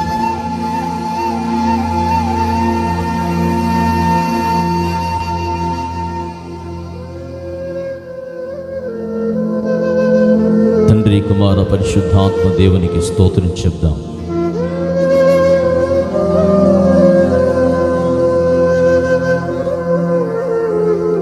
అందరూ కదులు వేయండి. ఆశీర్వాదపు ప్రార్థన చేర్చుకున్నాం. ప్రేమాస్వరూపి జీవాధిపతి మీకు వందనాలు. మీ ఘనమైన నామానికి స్తోత్రాలు. ఈ సహవాస కూడికల మొదటి దినం ఉదయాస్తమయం మీ దయ చొప్పున, మీ కృప చొప్పున జయప్రదంగా జరిగించినందుకు స్తోత్రాలు. మీ సేవకులను బలపరచి వాడుకున్నందుకు స్తోత్రాలు. మీ నామమున వచ్చిన ప్రతి కుటుంబాన్ని బట్టి మీకు స్తోత్రాలు. పసి పిల్లలతో వచ్చారు, వృద్ధాప్యములో ఉంటూ వచ్చారు, యవనస్తులు వచ్చారు, దంపతులు వచ్చారు. మీ దయతో ఎవరికి ఏ అక్కర అవసరత ఈవి మేలు కావలియునో మా పరలోకపు తండ్రి మీ నామమున కలిగించి అనుగ్రహిస్తున్నందుకు స్తోత్రాలు. మీ నీతిని రాజ్యమును వెదుకుచు పునాదులు కలిగిన పట్టణము కొరకై ఎదురు చూసే భాగ్యం, తరుణం అందరికీ దయచేస్తున్నందుకు స్తోత్రాలు. మరలా రేపటి దినమున జరిగే ప్రార్థన కూడికలకై మేమందరము సిద్ధపడి పాల్పంపులు పొందుటకు సహాయము చేయమని, కూడిక అనంతరం దూరమైన సమీపమైన తిరుగు ప్రయాణములో మీ పిల్లలకు మీ కాపుదల క్షేమాన్ని కలిగించమని, మరొక మారు మమ్మల్నందరినీ మీ చేతులకు అప్పగించుకుంటూ నజరేయుడైన ఉన్నతుడైన పరిశుద్ధుడైన యేసు క్రీస్తు నామములో ప్రార్థించి అడిగి వేడుకొనుచున్నాము తండ్రి. అందరం చెప్దాం, ఆమేన్. పరమ తండ్రి అయిన దేవుని ప్రేమ, లోక రక్షకుడైన యేసు క్రీస్తు కృప, పరిశుద్ధాత్మ దేవుని అన్యోన్య సహవాసం, సన్నిధి ఉదయ అస్తమయమున కూడికల్లో పాల్గొన్న వారికి, వర్తమానం అందించిన సేవకులకు, విన్నవాక్య ప్రకారం తీర్మానముతో ఉన్నవారికి సదాకాలము తోడై ఉండి నడిపించునుగాక. అందరూ ఆమేన్ చెప్దాం. హల్లెలూయా, హల్లెలూయా.